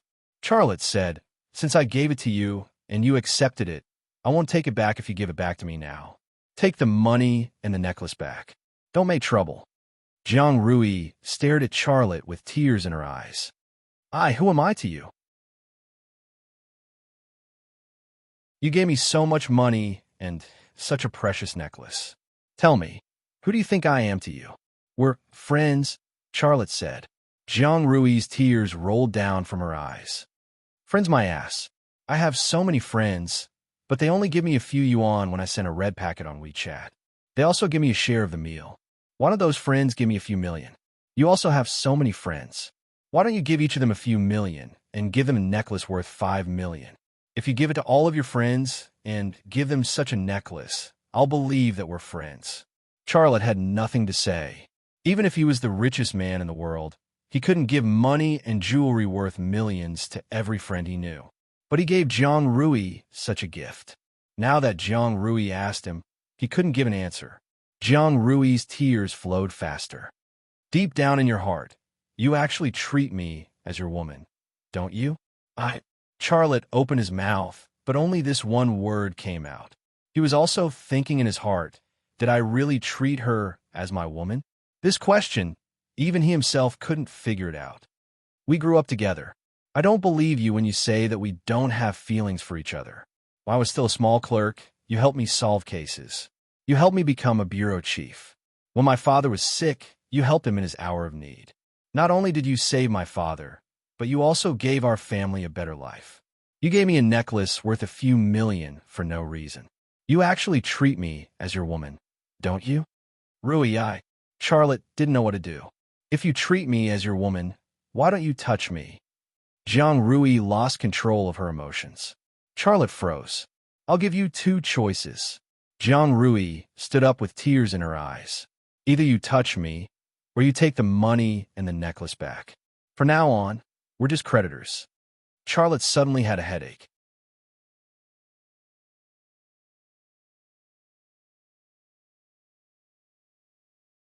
Chapter 462. It was a matter of course to pay back money owed. Even if you gave someone a gift, they had the right not to accept it. From this point of view, Jiang Rui did have enough reason to return the money and things Charlotte gave her Charlotte. And as long as he accepted it, it meant that the relationship between the two of them for more than 20 years was completely gone, and it became a relationship of creditor and debtor. With Charlotte's character, could he do such a thing? Let Jiang Rui and her parents live a tight life? He didn't even want to think about it. He was a person who would definitely repay the kindness of others. Back when his father, Xia Changhe, went missing and he had to take on the entire family on his own, Jiang Rui's father, Jiang Shuqing, had helped him a lot. And Jiang Rui's mother, Yang Yun, didn't help him. When he was in trouble, he received such kindness from others. How could he do such a thing? "Rui, I say really don't make trouble. Take back the money and the necklace." Charlotte begged softly. "Choose quickly, don't change the subject." Jiang Rui approached Charlotte. Tears were flowing, but her momentum was very strong. Charlotte smiled bitterly and said, "Rui, how do you want me to choose?" Jiang Rui took another step forward, and her firm and plump breasts almost hit Charlotte's body. Charlotte panicked for a moment, hurriedly stepped back, and fell on the sofa. But before he could get up, Jiang Rui's hands rubbed against his neck and supported herself on the sofa behind him, giving him a wall block. Although Jiang Rui's body didn't touch Charlotte, her two peaks almost pressed on Charlotte's face and were only 1 or 2 centimeters away from his nose. He could even smell the enchanting aroma coming from there. It reminded him of the white rabbit creamy candy she had given him before. This was a very awkward position, a very ambiguous position, but Jiang Rui's tears fell down in pairs, splashing onto Charlotte's face. At this moment, Charlotte's feelings were extremely complicated. On one hand, it was impossible for him to have no reaction, because he was a normal man, not a eunuch in the palace. He couldn't control his body, and he couldn't control his brain to imagine something that shouldn't happen. However, he could feel Jiang Rui's sadness. There was a woman who grew up with him as his childhood sweetheart. They had been together for more than 20 years. She had been waiting for him to confess his love ever since she was a young girl. However, she had waited for him to marry someone else's woman.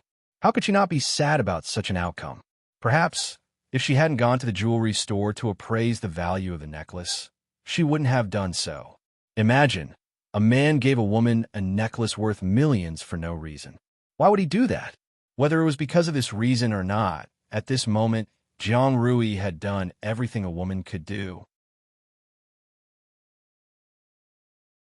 Now, it was up to Charlotte to make a choice, A or B. Jiang Rui's tears, Jiang Rui's sexiness and seduction, and some of the past that they had experienced together. These things were entangled in Charlotte's mind, rolling and colliding violently, making him unable to calm down. There were several times when he had the urge to press Jiang Rui under the sofa. If he won her heart, who would win his? However, every time this urge came up, he couldn't help but think of Tianyin, and his urge was suppressed. A man should have a man's responsibility. He had just obtained the marriage certificate with Tianyin and had become a real husband and wife. How could he have an affair with Jiang Rui behind Tianyin's back? You don't want to choose, do you? Then I'll help you choose. Jiang Rui pressed him step by step. Charlotte braced himself and said, Rui, calm down. I really don't mean anything else. I just want you, Uncle Jiang, and Annie Yang to live a better life. You, Jiang Rui cried out. It seems that you have made your choice. Well, I'm leaving. I'll leave the money and necklace for you. Why give you the year-end bonus? I'll return you 20,000. Jiang Rui propped herself up from the sofa and turned to leave. Charlotte panicked and grabbed Jiang Rui's hand. Let go of me. Jiang Rui struggled with all her might. Charlotte didn't dare to let go, because he was sure that if he let go, Jiang Rui would really leave, and he and she would really become the creditor and debtor of the relationship. As a result, when he pulled hard, Jiang Rui suddenly gave up resisting. Her whole body bumped into his arms and fell on the sofa with him. He was originally sitting on the sofa, but when Jiang Rui fell, her full breasts were all pressed on his face. His mouth and nose were covered, and he couldn't speak. Charlotte struggled, but he couldn't move his head. His movements were like a pig poking cabbages, breaking the balance of the two cabbages and making them move around. If Jiang Rui climbed up from Charlotte's body, everything would be solved. However, not only did she not get up, but she also hugged Xia Lei's neck and pressed him against the sofa. Are you going to choke me to death? Charlotte gave up struggling. Only then did Jiang Rui prop herself up from the sofa, but she still maintained the lying against the wall position. Her eyes were filled with tears, and there was a smile on the corner of her mouth. You've taken advantage of me, and you're still pretending to be obedient? Charlotte, you've taken advantage of me, so I'll take it that you chose the second option. Jiang Rui said. Charlotte quickly said, What choice do I have? Rui, listen to my explanation. Jiang Rui pressed down again, and Charlotte's voice turned into a muffled whimper. Charlotte also had a headache. Even if he had martial arts, he couldn't just kick Jiang Rui down, right? Even if he died, he wouldn't do something like rubbing salt on the wound. A minute later, Jiang Rui propped herself up from Charlotte's body again, and her tears fell down. You gave me so much money, such an expensive necklace. Didn't you just want to raise me as a concubine? Ah, Charlotte was dumbfounded. When did he have such an idea? Jiang Rui stubbornly said, "Don't deny it. Is there no lack of stinky men like you in this world? There's a married man at home and a large group of unmarried men outside.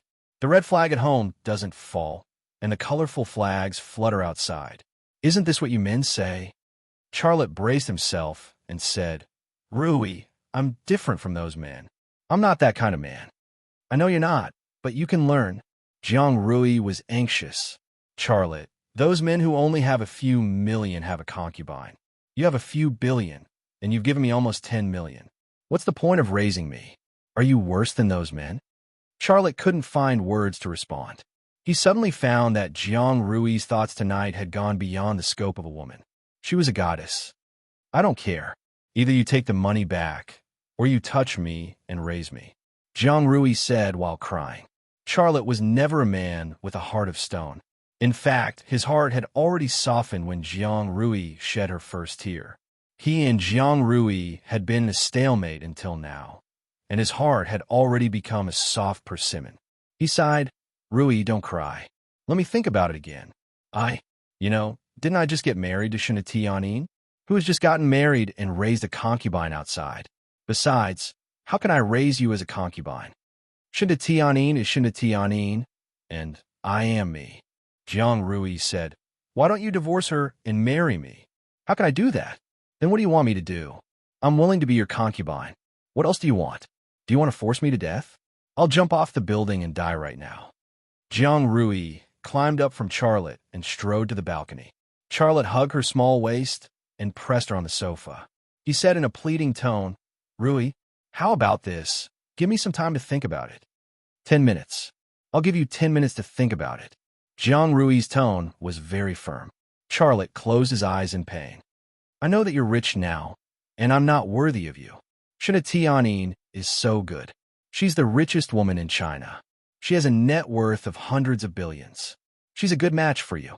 Don't think about it. Let me go. I won't jump off the building. I'll go back and turn on the gas." Jiang Rui bit her lips and said with tears.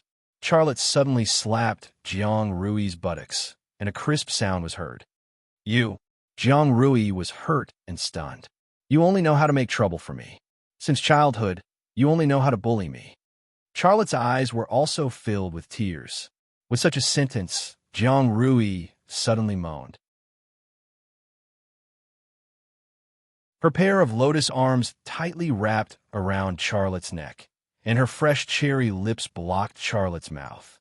When the two's lips touched, it seemed to trigger some kind of chemical reaction. Even the air in the living room froze. However, this kind of solidification was only temporary.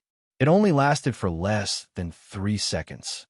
After 3 seconds, Jiang Rui took the initiative to pry open Charlotte's teeth and entangle his tongue. What reason?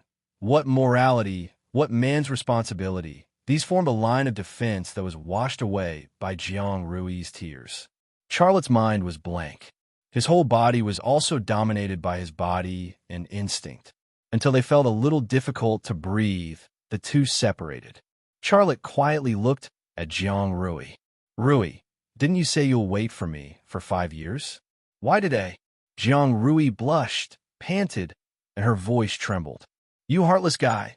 I've waited for you for more than 20 years. I'm already so old, but I haven't even seen what a man's body looks like. 5 years, 5 years, I'll be old. Do you still have the heart to let me wait until I'm old and yellow to touch me?" Charlotte's heart had softened into a puddle of cream. "I'm at my most beautiful moment now. What are you waiting for?" Jiang Rui bit her lips. She was so embarrassed and nervous that she wanted to die, but she could still muster up the courage to say such words. "Well, let's talk first and get used to it. It's my first time doing this kind of thing," Charlotte said. Jiang Rui's eyes widened. "You mean you and Tianyin haven't done it yet?" No, I mean it's my first time with another woman after getting married." Jiang Rui grabbed Charlotte's belt in a panic. Charlotte was also flustered. He didn't know whether to stop or obey. Ring, ring, ring, ring, ring. At the critical moment, the phone suddenly rang.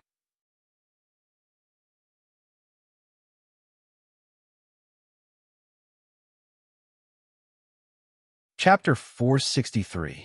The air in the living room froze again. No, it can't be Tianyin, can it? Jiang Rui was a little timid and hurriedly withdrew her hand. Charlotte was also very nervous. I don't know. What are you afraid of? Answer it. Jiang Rui pretended to be calm. Isn't it just a phone call? He didn't catch us on the bed. Charlotte, ring, ring, ring. The phone was still ringing. Charlotte took a deep breath. He took out his phone from his pocket and stood up from the sofa to answer the phone. However, as soon as he stood up, his pants fell down. Jiang Rui hurriedly reached out to help, but she clumsily bumped into Charlotte's leg. Her face suddenly collided awkwardly with something. Fortunately, she finally saved the situation and helped Charlotte grab his pants and pull them up. Only then did Charlotte see the caller ID on the phone clearly. It wasn't Tianyin calling, but a phone number with a Korean international code. Jiang Rui helped Charlotte pull up his pants with one hand and leaned over to look, but she didn't see the caller ID on the phone. Charlotte said, "It's not Tianyin." Jiang Rui immediately breathed a sigh of relief. Her hand that was helping to pull up his pants loosened, and Charlotte's pants fell back to his ankles. Charlotte was too lazy to care, so he answered the phone in this strange posture. And Jinjin's voice came from the phone. "Mr. Xia, I prepared what you want. I'm now on Haiju's Three Gods Island. I'll give you 2 hours to come to the island and exchange with me." Three Gods Island? Charlotte said, "Why should I come to that island? You're the one begging me, not the other way around. I have the final say on when and where to exchange, not you." And Jinjin said, "Mr. Xia, Haiju is your China's territory. Don't tell me you're still afraid of me? On the island, I can exchange with you. But as for the time and place you set, let's forget about it. I will never set foot on the inland land again." "How many people did you bring?" "It's just me and 2 bodyguards." And Jinjin said, "Why should I believe you? You have what I want in your hands. Why would I lie to you?" And Jinjin said, "Also, I want to tell you that I know where Gu Qian is. I will give him to you as a gift. I know you want to know where she is." Charlotte frowned. 2 hours, and it's nighttime now. Where am I going to find a boat? The only thing that could threaten Tianyin wasn't the evidence that Jinjin had, but Gu Qian, a living person. She was like a bomb tied to Tianyin, who could detonate at any time. So, just from the perspective of Jinjin's gift, Charlotte wanted to go. However, Charlotte was no longer the impulsive youth he used to be. A series of life and death battles had tempered him, turning him into an experienced secret agent. And Jinjin suddenly came late at night to meet him, and the location of the exchange was on a nameless island. How could he not be suspicious? On the phone, and Jinjin laughed coldly. "I'm in a hurry to exchange for what I want. Otherwise, I wouldn't have come personally. Also, the gift can only be given this time. Next time, think of a way to find Gu Qian yourself." Charlotte thought for a moment. "Okay, see you on Three Gods Island in 2 hours." Putting down the phone, a sketch appeared in Charlotte's mind. He had a feeling that the hyena killer that even his father, Xia Changhe, found troublesome would most likely be on that island. Also, the blonde bodyguard, Hoffman, who followed and Xioshin around, would most likely be on the island. That person wasn't an ordinary person. If he didn't guess wrong, Three Gods Island was a battlefield full of danger. Charlotte secretly pondered in his heart. One of the family's father and son must be on the island. Because the thing in my hand is too important to them, they must personally get it and then destroy it. Within Jinjin and in Xioshin's character, they definitely wouldn't let a third party come into contact with those things. They were afraid of being threatened again. This is the best time to get rid of the family's trouble. "I'm going." Opportunity and danger coexisted. Knowing that there was a tiger on the mountain, he still went to the tiger's mountain.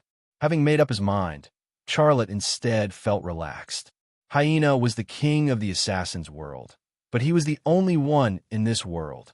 Princess Yong Mei also said that he was the only one in this world, and he had enough confidence to kill the other party. Jiang Rui came over and probed, "Lei, what happened?" "Nothing, don't worry about it." Charlotte said. Jiang Rui was not happy. "I took off your pants, but that person called and asked you to go to some island to meet him. How can I not care?"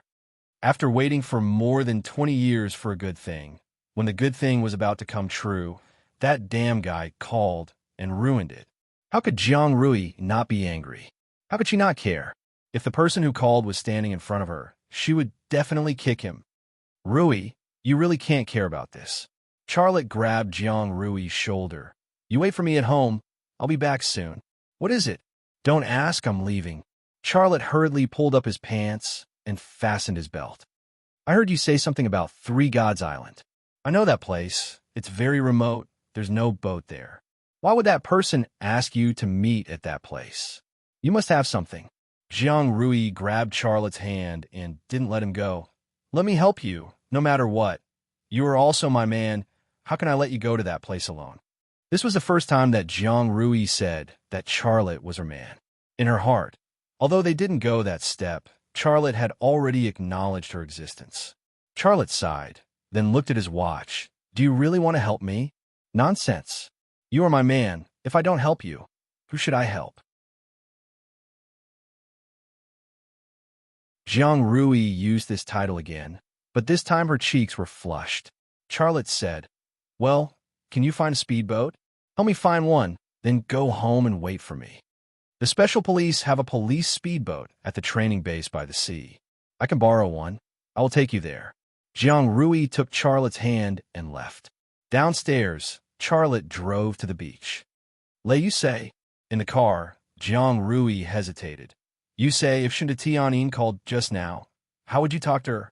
Charlotte smiled bitterly. I don't know. You are so stupid. I will teach you. Jiang Rui thought for a moment and said patiently, You should talk to her seriously. If she asks where you are, you should say that you are working overtime in the company's office. If she hears my voice, you should tell her that your secretary is talking to you, asking you if you want tea or something else. In short, you should pretend that nothing happened. Charlotte, as expected of the director of the police station, her anti-reconnaissance ability was not just for show. Half an hour later, Charlotte's BMW M6 arrived at a training base by the sea. He opened the trunk, took out the engineering plastic box with the XL 2500 sniper rifle, and then followed Jiang Rui into the base. In the past, he did not have a right to use guns, but now it was different. He had fought many times for the country, and the number of enemies he killed was almost 3 digits. Although 101 innings had never given him an official certificate to use guns, it tacitly agreed that he had the right to carry and use guns. After entering the training base of the special police, Jiang Rui negotiated and successfully borrowed a speedboat.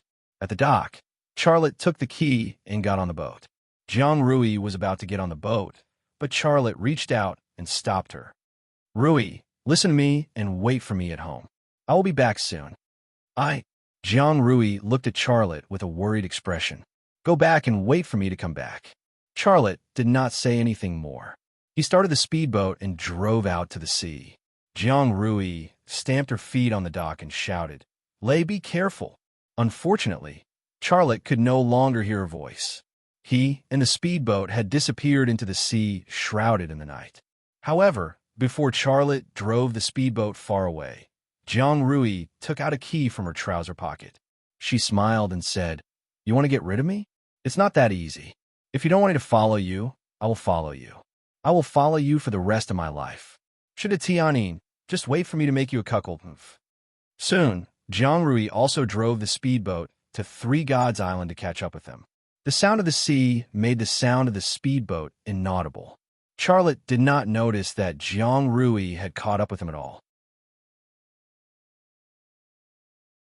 However, as he drove the speedboat to Three Gods Island, which was guided by the navigator, he could not help but think of Jiang Rui in his mind. Jiang Rui when she was a child, Jiang Rui when she was a girl, Jiang Rui when she was an adult, and Jiang Rui when she was intimate with him on the sofa. These images of Jiang Rui swayed in his mind and lingered. Alas, after a long time, Charlotte sighed. How did I get a concubine? Also, how can a concubine teach others to avoid being detected by the first wife? This was a problem, but perhaps even God could not give Charlotte the answer he wanted. Charlotte drove the speedboat in the sea for more than half an hour before he saw Three Gods Island on the navigator. The island was not big, only a few square kilometers in area. There were 3 mountains on the island, and the mountains and their surroundings were covered with dense forests. There was no light on the island, and it was simply an uninhabited island. Before the speedboat got close to the island, Charlotte turned off the lights and slowed down, carefully driving to a beach.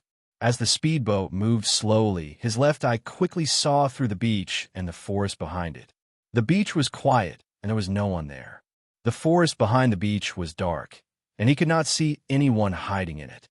Couldn't Jean Jian and his men be on the other side of the island?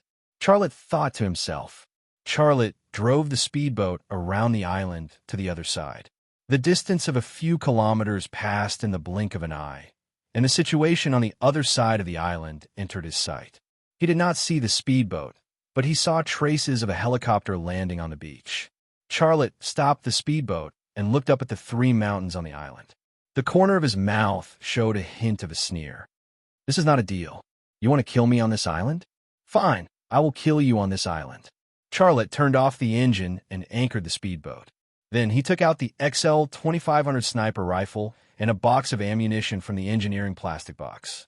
After that, he plunged into the cold water and dived to a rocky beach. The night was dark.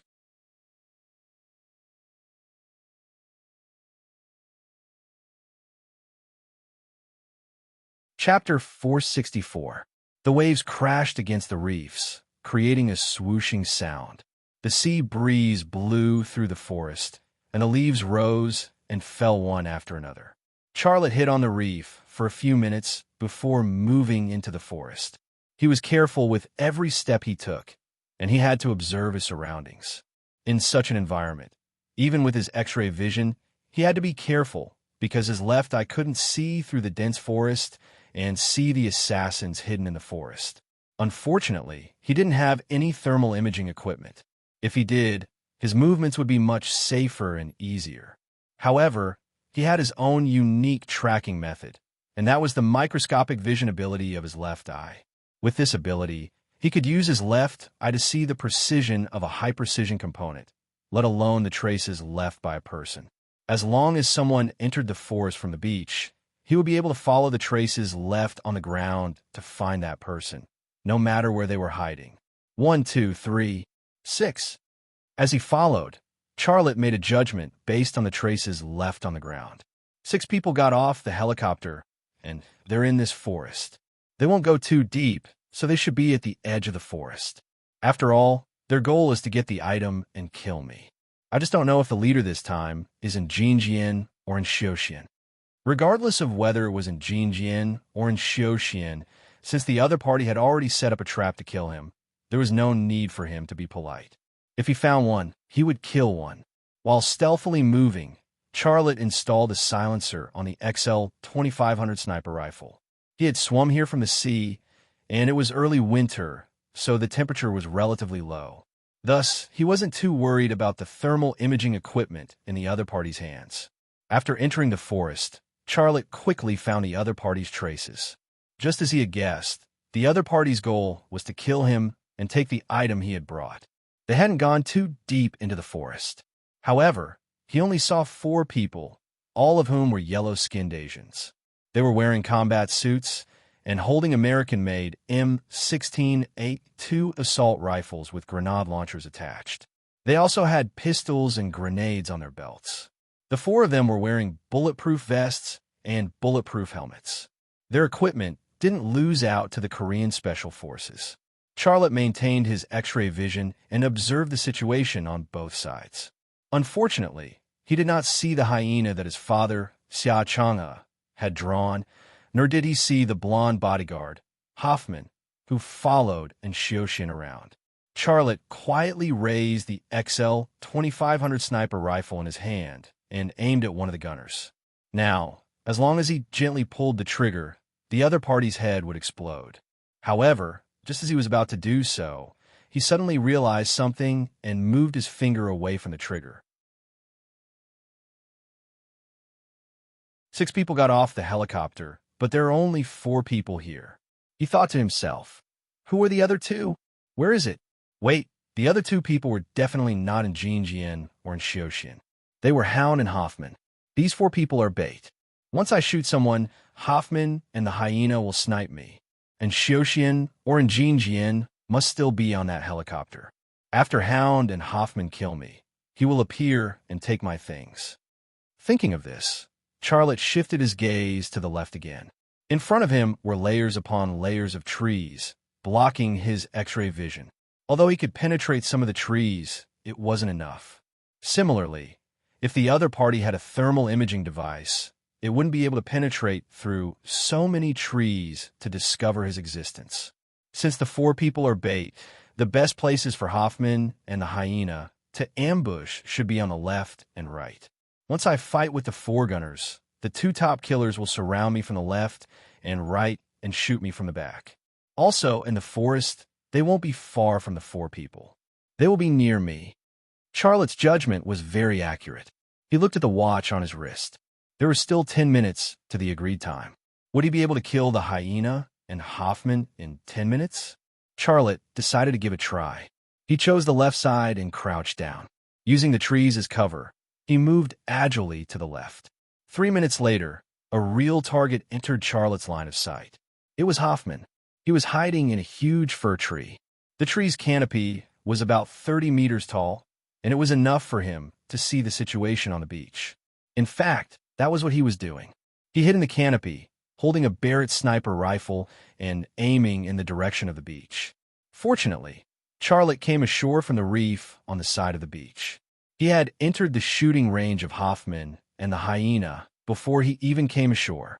Hoffman had a thermal imaging device hanging around his neck. Every 10 seconds or so, he would pick it up to observe the situation in the surrounding forest. Unfortunately, he didn't know that Charlotte had already sneaked up behind him from the side. In fact, it wasn't that Hoffman's reaction was slow, nor was it that his alertness was low. It was that he couldn't use the thermal imaging device to discover Charlotte, who was at least 500 meters away from him. He had chosen a very good sniping spot because the fir tree he was hiding in was the tallest tree in the area. Hiding in the canopy, he could observe far away and shoot the target on the beach. But because of that, he was also discovered by Charlotte in advance. Suddenly, Hoffman put down the thermal imaging device and raised his gun to aim in the direction of the beach. It was something that was about to be shot. This also meant that there was a target on the beach that he wanted to shoot. *T. Charlotte suddenly thought of someone. Jiang Rui. With that thought, Charlotte became nervous. He quickly raised his gun and aimed at the back of Hoffman's head. Hoffman stabilized the gun, then extended his right index finger to the trigger. A cruel smile appeared at the corner of his mouth. Poof! The sound of a sharp weapon hitting a human head could be heard. Half of Hoffman's head was instantly blown off. Brain juice and blood splattered like sauce, and his body fell from the canopy. After killing Hoffman, Charlotte didn't stop at all. He turned around and moved towards the beach. He could have easily completed the assassination, but now he had to fight for every second. If Jiang Rui had really followed him and appeared on the beach, it would definitely be a very bad thing. Because if Hoffman could discover her, then the hyena could also discover him. What was the difference between a king of the world of assassins killing an ordinary policewoman and a boxing champion killing a primary school student? Charlotte quickly rushed to the edge of the forest. A speedboat had just stopped, and Jiang Rui jumped down from it. She waded into the water and walked towards the beach. Jiang Rui was also very vigilant. She held a gun and waded into the water while looking in the direction of the beach and forest. This prodigal woman. Charlotte had a headache. If this was a drill, he would rush up and press Jiang Rui to the ground. He would slap her, but until it was swollen. However, from another perspective, Jiang Rui had followed him because she was worried about him. If a woman was so concerned about you, even if she had done something wrong, would you have the heart to blame her? Jiang Rui stepped onto the beach and looked around. Then, she continued to walk towards the forest. Prodigal woman. Charlotte sighed in his heart. He suddenly raised his gun and fired a shot at the beach in front of her. Poof! The bullet hit the sand and stirred up a cloud of sand. Jiang Rui was shocked and fell to the ground. Charlotte turned his gun and fired at the edge of the forest. With this shot, a gunman who had just rushed out of the forest to catch Jiang Rui was shot in the head. Although he was wearing a bulletproof helmet, the bullet from the XL 2500 sniper rifle had pierced his cheek. With such marksmanship, even if he wore 10 bulletproof helmets, it would be useless. Charlotte then fired a second shot. Although this shot didn't kill another gunman, the bullet hit a tree trunk at the edge of the forest. Sawdust flew everywhere, and the remaining 3 gunmen were frightened. They didn't dare to rush into the beach to catch Jiang Rui. Bang, bang, bang. Gunshots were heard. Although the remaining 3 gunmen were suppressed by Charlotte in the forest and didn't dare to rush out, they began to shoot at Jiang Rui, who was crawling on the beach. The bullets set off a cloud of sand on the beach. Jiang Rui held her head in fear. Crawl over here. Charlotte was extremely anxious. He didn't care about exposing his hiding place and shouted at Jiang Rui. When Jiang Rui heard Charlotte's voice, she also saw a glimmer of hope in her fear and despair. She used her hands and feet and crawled toward Charlotte like a mollusk. Ka! A bullet suddenly hit the tree trunk that Charlotte was hiding in. This shot came from the right side, and a single bullet shook a tree. This was a powerful sniper rifle. This shot also explained a problem. The terrifying killer hyena had already discovered his position and made a move. Charlotte subconsciously lay down. He had just laid down when a bullet hit the same spot on the tree trunk. This time, the bullet actually penetrated the tree trunk and hit a tree behind Charlotte. Charlotte's heart trembled. The hyena was using armor-piercing bullets. He's over there. At the edge of the forest, someone shouted in Korean, "He can't escape. Kill him." Bang, bang, bang.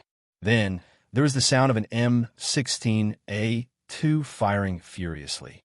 However, the bullets from the remaining 3 gunners couldn't penetrate the layers of barriers and pose a threat to Charlotte. Ka!